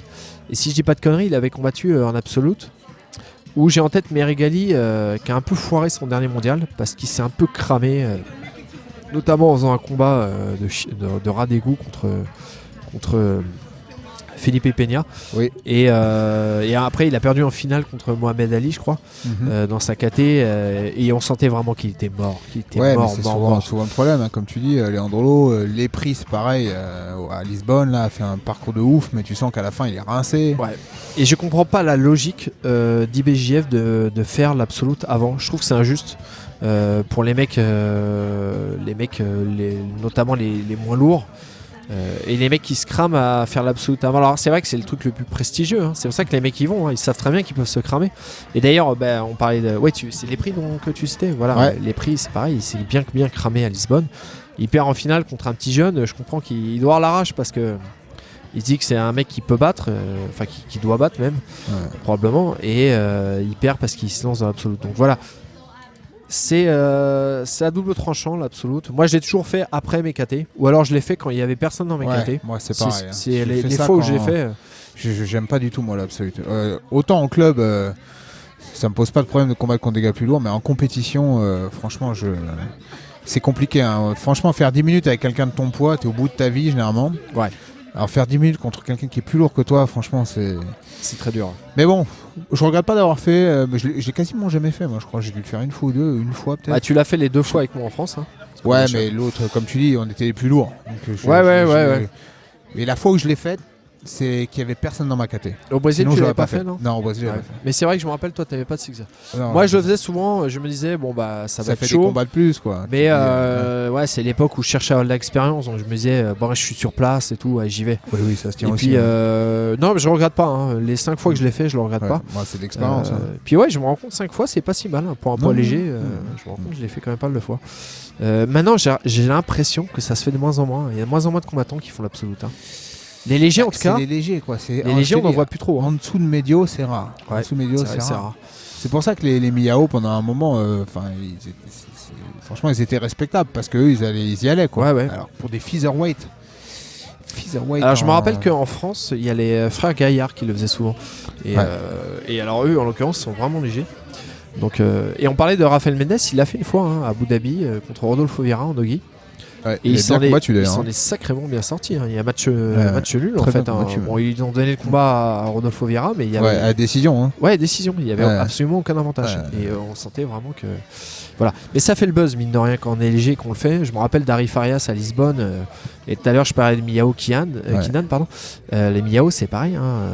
Ça avait fait quand même le buzz. Là, les prix, on a parlé énormément de les prix. Hein, tu vois, à Lisbonne. Même s'il a perdu, c'est hyper respectable et. Voilà, Cobrinha en faisait pas mal aussi. Cobrinha, il a. Ouais, tu t'en parlais, mais. Contre Rodolfo Vieira, c'était le même Langui l'a fait aussi à Abu Dhabi. Langui, ouais. Bon, il le refera plus, je pense. Non. Il a plus trop refait après. Hein. Ouais, il a plus trop refait. C'est dur, hein, franchement. Quand t'es en dessous de médio, franchement, pour moi, la limite, c'est médio, tu vois. En dessous de médio. Ouais. Et puis je comprends ce qu'ils ressentent parce que c'est des mecs qui ont tellement l'habitude de dominer leur KT. Ouais. Et là, on les voit se faire, écrabouiller. Enfin, quand je me rappelle, Rodolfo Vieira, limite, il jouait avec Langui, il avait joué. Cobrinha un peu moins, mais Langui, il avait vraiment joué. Ouais. Et pourtant, Langui, c'est le mec, il a une garde de dingue, quoi. Je pense que mentalement, c'est un peu dur. Donc les mecs reviennent pas trop. Puis même Leandrolo, hein. Leandro, tu regardes, il y a des fois, il s'est fait déglinguer. Hein. Leandro contre Bernardo Faria, tu vois, il s'est fait vraiment défoncer. Hein. Alors que Leandrolo est ultra dominant, hein. Plus que l'a été Langui encore. Donc voilà, qu'est-ce que t'en penses toi, par rapport à tes élèves? Ça t'est déjà arrivé de voir les conseillers le faire ou pas? Franchement, je leur conseillerais de faire un peu comme moi, c'est-à-dire j'aurais tendance à dire En dessous de médio, plutôt éviter, quoi. Mais après, c'est selon. Si tu arrives à une compétition qui a personne dans ta KT ou qu'un combat ou deux facile, alors pour te faire d'expérience, voilà. Après, je pense il y a des jujitsu aussi, des styles de jujitsu qui sont plus ou moins adaptés à l'absolute. Il y a aussi des styles qui vont plus ou moins bien fonctionner sur des adversaires plus lourds. Donc c'est aussi à voir. Oui, c'est vrai. En tout cas, je pense que c'est à faire. C'est à essayer, c'est au moins essayer. Ouais. Au moins quelques fois pour sentir comment tu vois le truc, quoi. Au moins oui, faire, oui. Et puis après, moi, ce que je me disais aussi, je me rappelle quand j'y allais, c'est que étant léger, toi comme moi, comme Maxime, la plupart du temps, on combat des plus lourds. Donc au final, voilà. Après, il y a l'aspect du fait que tu sois en compète. Donc effectivement, ça va plus fort, plus vite. Ouais. Le risque de blessure est plus fort, ça c'est sûr. Mais mine de rien, combattre des lourds, on fait ça tout le temps. Ouais. Et des bons lourds, pareil, on en fait tout le temps aussi. Puis il y a un truc qui est pas mal, c'est que ça te met dans la position de potentiellement perdre. Et ça, c'est pas mal. Ça dépend des gens, mais quand tu t'en sors bien dans ta KT, souvent tu prends l'habitude et t'aimes pas trop perdre. C'est pas mal, je pense aussi, de se mettre dans une configuration où tu as quand même de bonnes chances de perdre et de subir et de te retrouver à subir. Et ça, je pense que c'est pas mal quand tu. Mais c'est même pas que de perdre, tu as des chances de te faire éclater en fait. Oui, c'est ça. Non, mais oui, c'est ça. Parce que dans ta KT, tu as toujours des chances de perdre. Vraiment avec une vraie domination. Mais là, tu as des chances de. T'as quand même de fortes chances de taper quand tu te retrouves en absolute, à part quand tu t'appelles Rafael Mendes, encore une fois. Mais voilà, moi, quand j'étais à Abu Dhabi, avec la carte qu'il y avait, les mecs qu'il y avait, je savais que j'irais pas loin. Mais je m'étais dit, bah vas-y, ça va être l'occasion. Ouais, c'est l'occasion. Ça fait des combats en plus. Voilà. Mais je redoutais la blessure et c'est vrai que ça, faut faire super attention. Voilà, donc l'absolute, bah essayez éventuellement, sauf si vous êtes trop léger.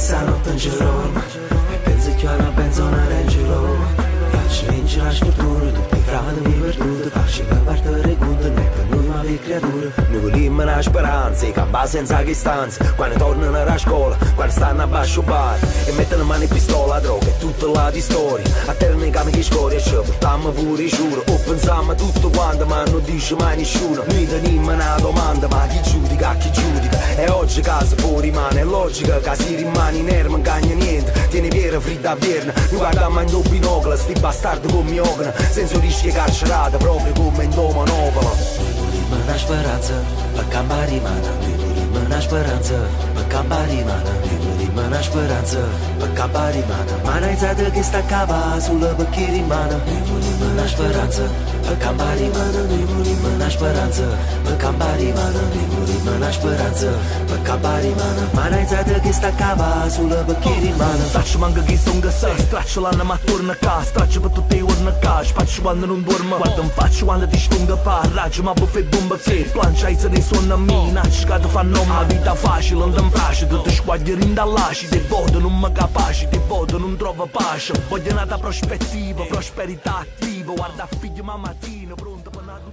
Donc si je me rappelle bien en intro tu m'avais dit que tu nous parlerais de Joe Rogan, c'est ça? C'est ça, Joe Rogan, que beaucoup de gens connaissent aujourd'hui via l'UFC, ses podcasts, etc. Donc en gros Joe Rogan à la base c'est un comédien, c'est un acteur. Donc un comédien même de stand-up, donc tu vois qui se produit sur scène, etc. Un comique en fait. Un comique, ouais. D'accord, je savais même pas. Si, ouais, à la base c'est ça. D'accord. Et à la base c'est également un pratiquant d'arts martiaux. C'est-à-dire il a toujours fait des arts martiaux. Ah, il est balèze. Ouais, déjà il est physique, mais à la base c'était, il vient du pied-point plus sa formation de combattant. Ouais. Taekwondo, kickboxing. Puis donc il a commencé donc à commenter l'UFC à partir du 12e, je crois. Au début, c'était pas vraiment, il commentait pas direct, mais il interviewait en backstage, des trucs comme ça. Tu je vois. me rappelle. Il était avec Eddie Bravo d'ailleurs. Hein, alors lui, il a toujours été bien pote avec Eddie Bravo. J'y reviendrai un peu plus tard, ouais, effectivement. Il a été aussi animateur de l'émission Fear Factor. Donc, je savais pas tout tu ça. vois le délire. Ouais. Une espèce de Koh-Lanta un peu plus vénère, je crois. Ouais, enfin, oui, non, c'est ça, pas vraiment Koh-Lanta. Il y avait eu en France d'ailleurs, je crois. Hein. C'est des trucs où ils te font faire des épreuves à la con. Ouais, c'est T'as des scarabées, des trucs peu dégueulasses dur, à bouffer. Ouais. Donc une sorte de Denis Brognard de l'extrême. À l'américaine. Ouais. Et donc il a commencé donc à gravir les échelons au sein de l'UFC, en tout cas au niveau tu vois, backstage, commentaires, etc. Ouais. Commentateur. D'accord. Et il a failli faire, à noter qu'il a failli faire un combat de MMA contre Wesley Snipes. Alors ça c'est marrant. pas vrai. Si, parce que Wesley Je sais pas Snipes était en grosse galère pour des Ouais. problèmes. Oui, il a fraude fiscale. Exactement. Ouais. Il a fait la tôle d'ailleurs. Bah ouais, il voulait l'éviter. Ouais. Et pour ça, il avait besoin d'énormément d'argent. Et il s'est dit qu'un des moyens, c'était à l'époque où l'UFC était en pleine ascension, Ouais. c'était de faire un combat de MMA D'accord. et de faire un pay-per-view de dingue. Donc à la base, son idée, c'était de le faire contre Van Damme. Ouais. Il voulait faire un combat de MMA contre J'aurais Van Damme. payé pour le voir ça. Bah, c'est clair. Mais les gars de l'UFC ont dit ouais non, Van Damme et toi non, ça n'a pas trop de sens, machin. Par contre on a Joe Rogan, pourquoi pas. Et donc ça a failli se faire, hein. Joe Rogan était chaud, il a dit ouais moi je suis il était ceinture marron à l'époque du jiu-jitsu, il dit contre un mec qui a aucune expérience au sol, il va avoir du mal à se former clair, rapidement. Et je vais l'attraper et je vais l'étrangler. Ouais, il avait aucune chance. Ouais, à l'époque, il était ceinture marron. Donc, Deddy Bravo, hein, comme tu disais, lui, c'est plus Tense Planet Jiu-Jitsu, tu vois. Donc, pas mal de no-gi. Mais il touchait déjà sa bille au sol, tu vois. Donc, il était confiant. Bon, finalement, ça s'est pas fait. Wesley Snipes est parti en tôle. Ouais. Et il n'y a pas eu ce combat. Joe Rogan est aussi devenu assez relativement connu pour avoir dénoncé un comique américain qui s'appelle Carlos Mencia. Ouais. Pour avoir plagié, ouais, c'est Gad ça. Elmaleh. Ouais, c'est ça, une espèce de Gad Elmaleh local. Sauf que lui, il est venu sur scène et l'a balancé sur scène et ça a été filmé. Ah d'accord. Là, vous pouvez regarder sur YouTube. Ouais, j'ai regardé. C'est marrant. Ça, c'est marrant, oui et non. Disons que c'est une explication. Alors, c'est motherfucker par-ci, motherfucker par-là. Oui, ils s'embrouillent, mais ils argumentent, tu vois, quand même. Ils s'en sont pas à se taper, mais ils argumentent. Mais en gros, Carlos Mencia était assez connu à l'époque, ça l'a un peu coulé et Joe Rogan, ça l'a un peu fait monter, quoi. Parce que Joe Rogan a eu un peu les couilles de le dénoncer. Joe Rogan et d'autres comiques, hein, mais causaient pas trop. Mais Joe Rogan les a poussés à dire non, mais c'est pas normal, le mec vole des vannes, fait sa carrière entière sur du plagiat. Et donc voilà, donc, ça a été aussi un des faits marquants de la carrière de Joe Rogan. Pour ce qui nous intéresse, nous, c'est plus au-delà de l'UFC, son podcast qui a été créé en 2009. Donc Joe Rogan Experience, vous pouvez regarder sur YouTube. Donc il y en a je sais pas combien. J'ai jamais écouté. Alors c'est assez intéressant, bon, ça dépend bien sûr des invités. Hein. Mais ouais, il y a eu un gros buzz avec Elon Musk, ça je me rappelle. Ouais, effectivement. Alors ça va au-delà d'Elon Musk, il faut savoir que c'est un des podcasts qui est en pleine réçoit là. Bon, c'est un des podcasts vraiment les plus écoutés au monde. Il faut savoir qu'en 2018, ça a été le deuxième podcast le plus téléchargé au monde sur iTunes. D'accord. Donc numéro 2 mondial. Donc c'est vraiment un truc vraiment très coté, très populaire. Donc c'est assez intéressant. Je vous invite à sélectionner donc bien évidemment ceux qui traitent directement du jiu-jitsu. Il a interviewé notamment John Danaher, c'est assez intéressant, où on voit John Danaher qui fait un breakdown, une explication de combat. Alors je sais plus quel était le combat, je crois que c'était Gordon Ryan à la DCC contre je ne sais plus qui, contre Cyborg je crois. D'accord. C'est assez intéressant, donc bon c'est du John Danaher, hein, ça parle beaucoup, mais c'est souvent assez intéressant malgré tout. Il a invité aussi Eddie Bravo, Kron, Rickson.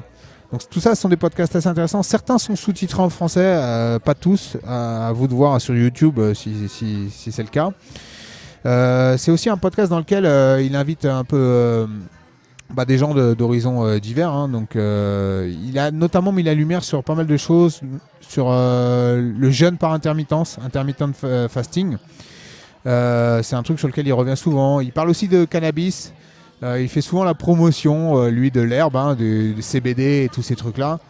Et effectivement, ça nous amène à ce dont tu parlais, c'est-à-dire que le point d'orgue de sa carrière, ça a été le fait que Elon Musk vienne à son podcast. Ouais, ça fait un gros buzz, hein. Ils en ont parlé partout. Parce qu'Elon Musk, c'est quelqu'un qui soigne sa communication. Donc Elon Musk, président de Tesla, SpaceX et compagnie, donc quelqu'un qui est... Hyperloop.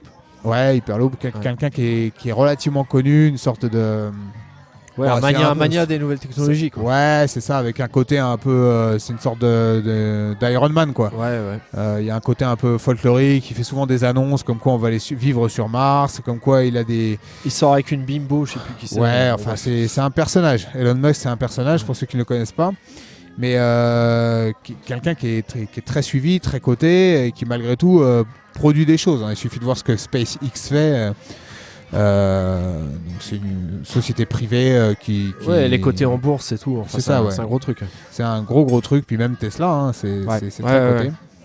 Et donc il a réussi à le ramener et ça a fait du buzz aussi parce que pendant ce podcast, Elon Musk s'est allumé un joint et ils ont discuté tous les deux en fumant un joint. Parce que c'est aussi un des thèmes récurrents de Joe Rogan, c'est la promotion du cannabis. Bon, c'est toujours le même délire un peu californien, ils sont vachement là-dedans en ce moment. Donc voilà. Donc à vous de faire votre sélection sur tous ces podcasts, il y a vraiment des trucs intéressants. Comme je disais, pour nous, ça va plus être vraiment pur jus dessus. Eddie Bravo, Kron, Rickson. C'est de longs formats, c'est plus de 2 heures. Lequel tu nous recommandes du coup parce que moi j'en ai jamais écouté. Bon, après ça dépend. C'est filmé aussi. Hein. C'est filmé, c'est filmé. Et moi personnellement j'ai beaucoup aimé ceux de Kron et de Rickson. Et celui d'Elon Musk. Parce qu'Elon Musk, ce qui est pas mal, c'est que l'air de rien, Joe Rogan il est quand même pas mauvais en tant qu'intervieweur parce qu'il pose des questions qu'on se pose nous. Par exemple, tu vois, tu parlais d'Hyperloop et il demande à Elon Musk, il dit mais concrètement comment est-ce qu'on lance un projet comme ça? C'est-à-dire on va voir la mairie de Los Angeles, on dit je veux creuser un trou pour y mettre un truc qui va aller vite, comment ça se passe? Tu vois, des questions que nous, toi et moi, peut-être on se poserait. Il les pose frontalement comme ça, tu vois. D'accord. Et c'est un mec assez intéressant, Joe Rogan. Même dans sa manière de penser, il met souvent en avant ses opinions un peu politiques. Donc il est libéral, mais libéral au sens américain du terme. C'est un peu différent. C'est un mec qui parle beaucoup du sens de la vie, du capitalisme, de comment est-ce que l'entrepreneuriat. Mais justement lui il essaie souvent de penser un petit peu en dehors de la matrice et c'est un personnage intéressant qui parfois peut être un peu perché. Un peu comme peut l'être Eddie Bravo, Kron et compagnie, mais assez intéressant à écouter. Donc voilà, comme je disais, il y a des centaines et des centaines d'épisodes, donc n'hésitez pas à aller jeter un coup d'œil. Il y aura forcément des sujets qui peuvent vous intéresser. Pas toujours sous-titrés malheureusement, mais bon, ça sera l'occasion pour vous de vous mettre à l'anglais, ce qui est quand même de nos jours assez important.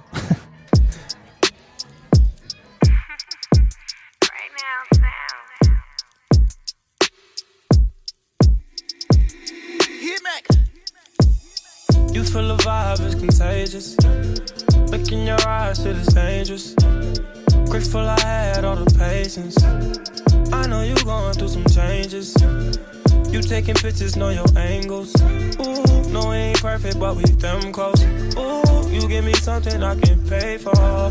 No angel, but you got a halo. When it's nights like this, I really wanna be right here. I really wanna take you there.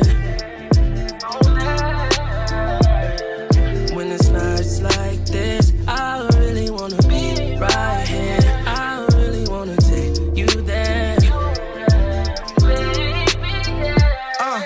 It was nights like this, feeling right like this. I never really spent no time like this, Your second time at the crib knowing I might not hit. You said what I look like my bitch, yeah. Looking in your eyes, shit is dangerous. The pussy wet, I call it angel dust. I done put so many diamond chains on you, they get tangled up. I never felt like this, it's strange as fuck. Got your ex nigga calling, but he can't do much. Cause you with the kid now, LMA booed up. And all you gotta do is call and watch that Ray pull up. Under the stars, since they throwing all the shade on us. Facts. Donc cette fois-ci, je vais essayer de pas trop faire un hors-sujet. Ouais. Et je vais te parler de pluie radioactive. Ouais, donc pas du tout hors sujet, effectivement. Non, de pluie noire en l'occurrence. Et même de Black Rain. D'accord. Alors, est-ce que tu as une idée de The quoi je movie? vais parler? Le film? Par exemple. Putain, mais c'est un sujet massif une fois de plus. Oui, non, mais tu verras, il y a un petit lien quand même. Ouais, le Japon. Ouais, non, plus que ça. Ça revient jusqu'au Jujutsu. D'accord. C'est un peu tarabiscoté, mais tu vas voir. Ouais, je doute bien. Ouais. Donc, Black Rain, 1989, Ridley Scott. Ok, je le prononce bien, parce que sinon les gens disent Ridley Scott, mais on est les seuls débiles à dire ça. C'est un peu comme Jujitsu. Ou Spider-Man. Voilà. Avec Michael Douglas, Andy Garcia, Ken Takakura et Kate Capshaw. D'accord. Donc bon, tu connais tous les acteurs, hein. Michael Douglas, je ne vais pas le présenter, mais ultra connu. Quels sont ses films les plus connus d'ailleurs, on va dire La poursuite du diamant vert. Wall The Street, Game. Wall Street, The Game, Basic Instinct. Ouais. Andy Garcia, pareil, ultra connu. Incorruptible. Ouais. Alors, il n'est pas d'origine italienne, hein, je sais que Non, j'avais cru ça à une époque, mais ouais, c'est un Cubain. Ouais. Très bon acteur. Ouais. Ken Takakura. Le parrain même. Le parrain 2. Ouais, le Andy parrain, Garcia. ouais, c'est surtout le parrain. Ken Takakura, c'est un acteur japonais. Bon, il est très connu au Japon. Le japonais de service, lui, non? Non, Pas trop non, il est très connu au Japon.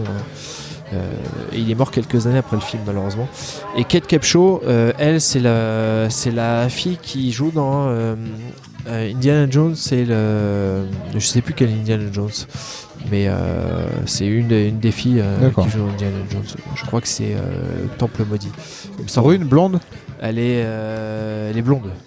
Ça doit être celle du 2, alors effectivement, le Temple Maudit, je pense. Voilà, c'est ça. C'était Bref. brune dans le premier, je crois. Le compositeur Hans Zimmer, c'est leur première collaboration. Ouais. Après, ils ont fait plein de films ensemble. Très bonne BO d'ailleurs, Black Rain. Hein. Exactement. Ridley Scott et Hans Zimmer, ils ont fait plein de films après. Le directeur de la photo, Yann de Bonte, qui est devenu un réalisateur, Speed. qui a fait Speed, Twister notamment. Et dans la BO, il y a également Ryuichi Sakamoto. Ah ouais. Ouais, qui fait une musique qui est pas mal d'ailleurs, qui s'appelle Laserman. Si tu l'as jamais écouté, écoute-la, tu verras, elle est pas mal. Voilà, le film, alors je vais te faire un résumé, mais alors là je te le fais de tête parce que j'ai pas de notes. Si je me souviens bien, c'est un flic, donc en l'occurrence deux flics même, donc Michael Douglas et Andy Garcia, qui arrêtent un japonais, un truand aux États-Unis, puis il le ramène au Japon pour qu'il soit condamné en fait. Et à arriver à l'aéroport, ils se prennent, ils se font prendre à partie par des yakuza. Ils arrivent à libérer leurs prisonniers. Ils sont censés l'escorter. L'escorter, ouais. L'escorter. J'étais en train de me demander si c'était pas un terme anglais, mais sûrement. Et donc ils doivent l'escorter pour qu'il se fasse condamner. Il s'enfuit, il retourne la situation.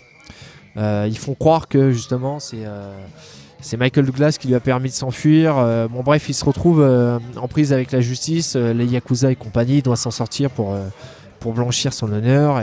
Et notamment, je spoilais un peu pour les gens qui n'ont pas vu le film, et notamment venger Andy Garcia qui se fait buter dans le film, avec une scène de mise à mort qui m'avait marqué plus jeune. Les motards là, non? Ouais, il est complètement impuissant puisqu'il se retrouve derrière une grille. Et Andy Garcia se retrouve encerclé par des motards. Voilà. Le film, comme je disais, était tourné à Osaka. Il voulait le tourner à Tokyo, mais ça coûtait trop cher, c'était trop compliqué. D'ailleurs, à ce sujet, j'ai lu un peu quelques infos sur le film. Il y a eu plein de soucis pour réaliser le film. On sait que le Japon, tout est très codé, tout est très formalisé. Et il a eu plein de soucis, Ridley Scott. Il a déclaré qu'il ne tournerait plus jamais au Japon. Et d'ailleurs, il s'est barré. Il a tourné la scène finale, qui est l'affrontement entre le méchant et Michael Douglas. Une scène, notamment une poursuite en moto, je ne sais pas si tu te rappelles.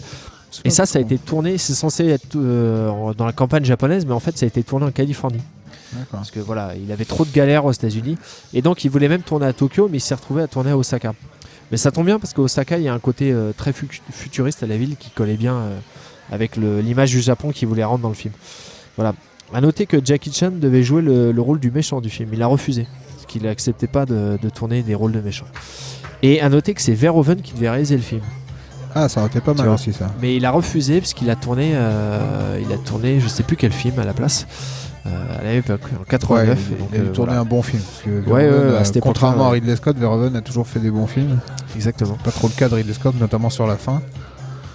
Ridley Scott. Ridley Scott. C'est le film le plus cher. À l'époque où il est sorti, c'était le film le plus cher de l'histoire quand même. Hein. Ah bon ? 30 millions de dollars. Ouais. Ça paraît ridicule aujourd'hui, mais ça doit être beaucoup lié au salaire de Michael Douglas. Hein. Ouais, puis le fait que ça soit tourné à l'étranger, exactement. Au Japon, ils ont dû pas mal dépenser pour ça. Ouais. Et bon, c'est un film très bien, très représentatif des années 80, Ouais. 90. C'est bien l'image que j'en ai, j'avais beaucoup aimé. T'as dit la musique est très bien, Ouais. le personnage de Michael Douglas franchement est bien, puis c'est noir, hein, il y a une histoire de vengeance. Et le titre Black Rain vient d'un monologue, un long monologue joué par un chef des Yakuza avec lequel Michael Douglas fait une espèce de pactole pour De pacte tout court, non? de pacte, pardon, de pactole. Tu fais bien de me corriger parce que sinon ça va être un de mes élèves qui va encore se foutre de ma gueule. Ouais, du coup il fait un pacte avec le Yakuza pour récupérer, pour mettre la main sur le mec qui a buté son pote, son collègue en fait. Et ce méchant, ce boss des Yakuza, c'est là où tu vas voir que j'arrive à trouver un lien avec le Jujutsu. Ouais, parce que là, pour l'instant, je le vois Donc pas trop. il fait mais- tout un monologue et il explique en fait que lui, il a apporté la pluie noire. Et la pluie noire, c'est une citation c'est ce que c'est la pluie noire au Japon. Souvent, Non. il y a un film qui s'appelle Pluie noire d'ailleurs. de J'imagine Shoei Imamura. une allégorie à Hiroshima. C'est pas une allégorie, c'est tout simplement lorsqu'il y a eu le bombardement à Hiroshima. Ouais. Enfin, Nagasaki, ça a dû être la même. Ouais. Après la bombe, t'as Ouais. un champignon atomique. Ouais. Et de ce champignon atomique, t'as un effet physique D'accord. de pluie qui retombe et des pluies, Noires. pluie noire, D'accord. pluie Radioactive. radioactive, comme je disais Mhm. au départ, et qui a notamment tué plein de gens en fait, parce que la chaleur était telle que les gens mouraient de soif en fait, ils ne trouvaient Ouais. plus où boire en fait. Ils se sont mis à boire cette pluie qui était radioactive et qui a entraîné plein de décès. D'accord. Je me suis beaucoup intéressé, peut-être j'en parlerai un jour sur les bombardements au Japon, parce que ça vaut quand même ça vaut le coup de s'y intéresser. Donc voilà, donc c'est une référence à ça, et il explique, le méchant en gros, que lui il a apporté la pluie noire, en gros il est venu foutre la merde au Japon, etc. D'accord. Donc voilà, c'est une image mais qui est en rapport avec l'enfance du Yakuza qui a grandi à Hiroshima. D'accord. Et donc ce méchant, c'est pour ça que j'en parle, Ouais. c'est là où je trouve un lien. Ah. Il a joué, c'est le mec qui a joué Ogami Ito. Ogami Ito, tu connais, c'est Lone Baby Wolf Cart. and Cub. Baby Cart, ouais, Lone Wolf and Cub. Et voilà le samouraï qui se balade avec un landau, avec un enfant. Ouais. Très très bonne C'est un histoire. C'est un très très bon manga. Ouais. C'est peut-être un roman d'ailleurs, je sais pas, à l'origine. Enfin, le manga est très bien. crois pas, mais- Si des personnes sont amenées à vouloir s'y intéresser, c'est vraiment bien. Et je me rappelle que quand on a créé le nom du club, Gokudo, Ouais. t'avais soumis une idée qui était de l'appeler Meifumado. Et alors qu'est-ce que c'est exactement? Je sais pas. Mais en tout cas, il arrête pas d'y faire référence au Ogami Ito. Je crois que c'est quelque chose lié au bouddhisme. C'est souvent il parle de. C'est une sorte de voie de l'extrême, le Meifumado. Ouais, c'est ça. On s'y retrouvait bien. Mais Ifumadu, ouais, c'est Ouais. quelque chose qui justifie un peu son côté bestial, violent. Voilà, la voix du Meifumado, je me rappelle. Faudrait que d'ailleurs, ce serait un bon sujet de s'y réintéresser. Mais j'ai déjà fait des recherches sur le Meifumado parce que j'adorais ce manga là. Ouais. Et en dehors du manga, c'est très peu cité. D'accord. Ouais, Oui, c'est peut-être l'auteur qui l'a inventé d'ailleurs. Ouais, je sais pas. Ou alors c'est Des vraiment un références truc très peut-être spécifiques, bouddhiste, très spécifique. Ouais, il en parle souvent comme une espèce de. Ouais, une sorte de voie de l'extrême. Sa façon de vivre au samouraï en question. Ouais, très très bonne. Ouais, c'est très bonne vraiment, histoire, c'est vraiment très très bien. Et donc cet acteur Wakayama, il s'appelle en l'occurrence. C'est lui qui a joué le rôle de Ogami Ito. Ito dans toute une série de films qui ont lieu. Et il a joué dans le remake de Sugata Sanshiro, le film dont j'ai parlé la dernière fois. La légende du grand judo. Voilà, la légende du grand judo. Il a joué dans un remake, parce qu'il y a eu pas mal de remakes, et notamment un remake qui est assez réputé dans les années 70. Alors pas le film original de Kurosawa, mais il a joué dans un remake. Et qui est donc l'histoire de l'affrontement entre le judo et le jujutsu. Bon, tu vois, j'ai trouvé un lien très très très lointain. Mais je voulais parler de Black Rain parce que j'adore ce film. Ouais, moi aussi. L'ambiance est vraiment géniale. Moi aussi, j'aime beaucoup ce film-là. Très noir, très. Il y a un film un peu dans le même genre qui est un peu moins bon, mais Ouais. qui est pareil sur le Japon un peu vu avec par Wesley Hollywood. Snipes. Ouais. Ouais. Et Sean Connery, je crois. Ouais, alors comment il s'appelle Soleil Levant. Soleil Levant, sûrement. Soleil Levant, je crois. Hein. Ou Soleil Rouge. Non, il me semble que c'est Soleil Soleil Levant. Levant, peut-être. Bon, ouais. à vérifier, encore une fois. Et pareil, hein, je crois les musiques étaient pas mal. Ouais, mais alors. Et je me demande s'il n'y ouais. a pas le même acteur d'ailleurs, le Ah, c'est japonais de possible. service là. Ouais, bah alors Ken Katakura, je pense Ouais. pas, parce qu'il est mort peu après. Ah ouais. Et À voir. non, tu sais qu'il y a dans ce film. Non, il y a un japonais qui est connu, c'est un japonais américain et qui joue notamment dans la série actuelle qui a lieu actuellement qui s'appelle The Man from High Castle. Et c'est le mec qui joue le méchant de Mortal Kombat. Ah oui, C'est lui auquel tu penses, je pense. Je crois que c'est Oui, lui, oui, je non pense. mais lui Qui était d'accord. une figure connue Oui, mais lui il dès joue qu'ils souvent avaient dans besoin d'un Jap. des séries B, ouais. Ouais. Oui, non, là en l'occurrence, l'acteur dont je te parle, c'est un très très bon acteur. Ouais. Et à l'époque de Black Rain, ils disent que c'était le plus grand acteur japonais. Et, Et il joue très très bien. Et ça devient le coéquipier du film. Mhm. Et d'ailleurs, la musique du film la plus connue, qui s'appelle Quel film, Black Rain. Black Rain, qui s'appelle Nick and Maza. Ouais. Et lui, il joue le rôle de Maza. Ouais. Masahiro. Ouais, les musiques m'avaient marqué. Qui s'appelle, il me semble. Mais d'ailleurs, en parlant de Japon vu par les États-Unis, un autre film qui est pas mal, moi je trouve, c'est La Samouraï aussi. Ah, Pareil. très très bien, très très bien. Ça Oui, va, ouais. effectivement. Ouais. Et avec l'acteur japonais, Watanabe, là, très Ouais, fort ouais, aussi. Ken Watanabe. très Oui, fort. ça c'est un excellent. Qui t'a fait acteur. un hors-sujet. La musique ça est très bien Ouais. aussi. Alors, je sais pas si c'est Hans Zimmer, je sais plus. Si, je crois bien. Je crois Ah, que ça c'est doit Hans être Hans Zimmer. La musique est très bien d'ailleurs. Ouais. On la mettait à une époque pour faire des combats entre nous. Tu te rappelles ça? Vas-y, mets la musique. Mais ouais, Black Rain, moi j'adore. C'est voilà les films de mon enfance que j'ai vraiment kiffé. Bon, c'est l'américain de base avec sa moto, hein, comme d'hab. Hein. C'est vrai qu'il Mais, y a une moto. Ouais. Ouais, il y a une moto. Mais il est vraiment bien. Le film commence à New York. Après, ça part au Japon. Voilà. Ouais, c'était la bonne époque, ça. Le Japon qui faisait rêver dans les années 90. Voilà. On n'a plus la même image du Japon aujourd'hui. Mais Ouais, quand tu Voilà. vois les merdes qu'a pu produire Ridley Scott vers la fin, là. ouais, Ridley Scott. Ouais. Ouais, Prometheus. ouais, il a fait vraiment de la sacrée merde ces dernières années. Voilà.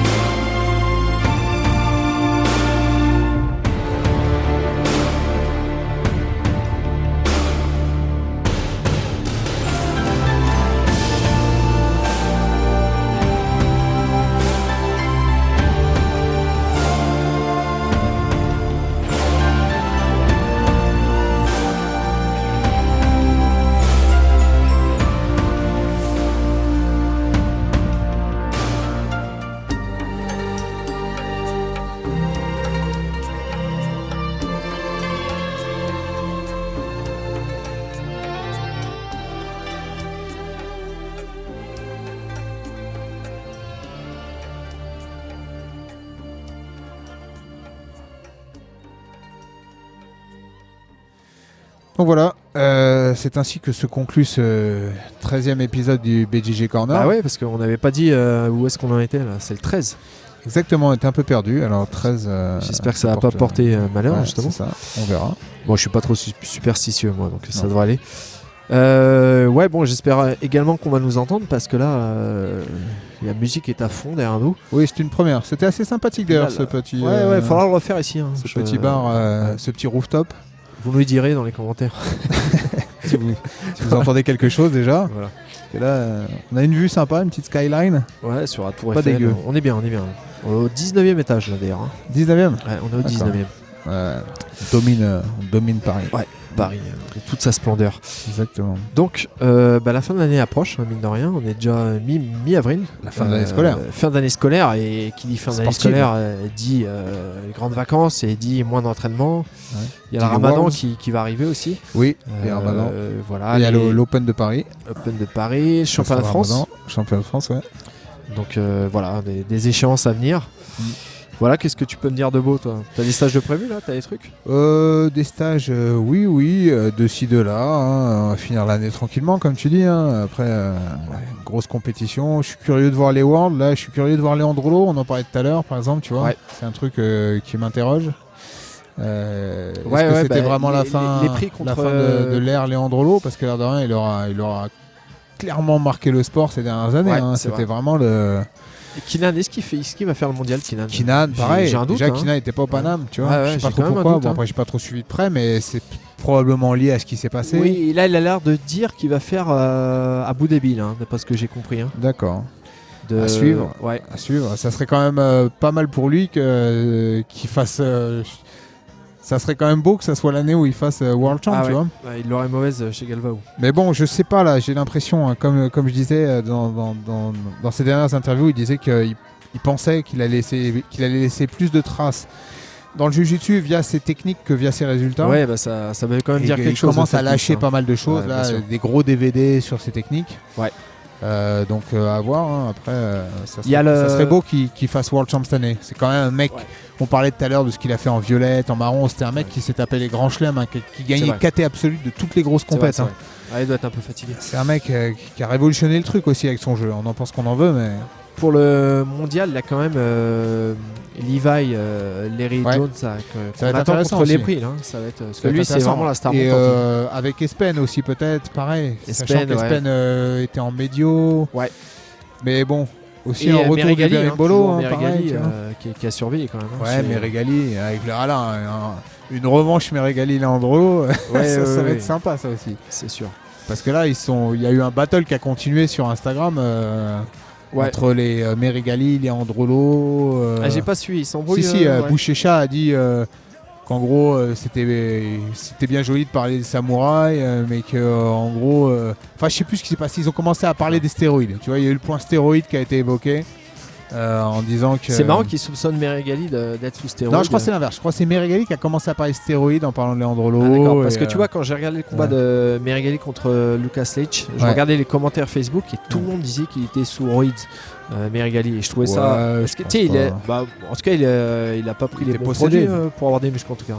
Non. En tout cas, c'est pas. Et oui, c'est- il est c'est possédé, pas mais Leandro. moi je pense que c'est plus un état d'esprit dans lequel il Oui, se met. je pense aussi. Non, Leandro, c'est différent. Leandro, il a ses montées de KT et son physique. Il a plus la même gueule. C'est vrai. Des fois, on revoit des photos de Leandro Oui, oui, interviewé on quand rigole, il était on dans rigole. notre KT et quand on voit comment il est maintenant, c'est le jour et la Ça nuit. fait en avoir. C'est assez impressionnant. Donc, Et t'as vu un petit hors sujet, mais PNL ont sorti une chanson qui s'appelle Shenmue.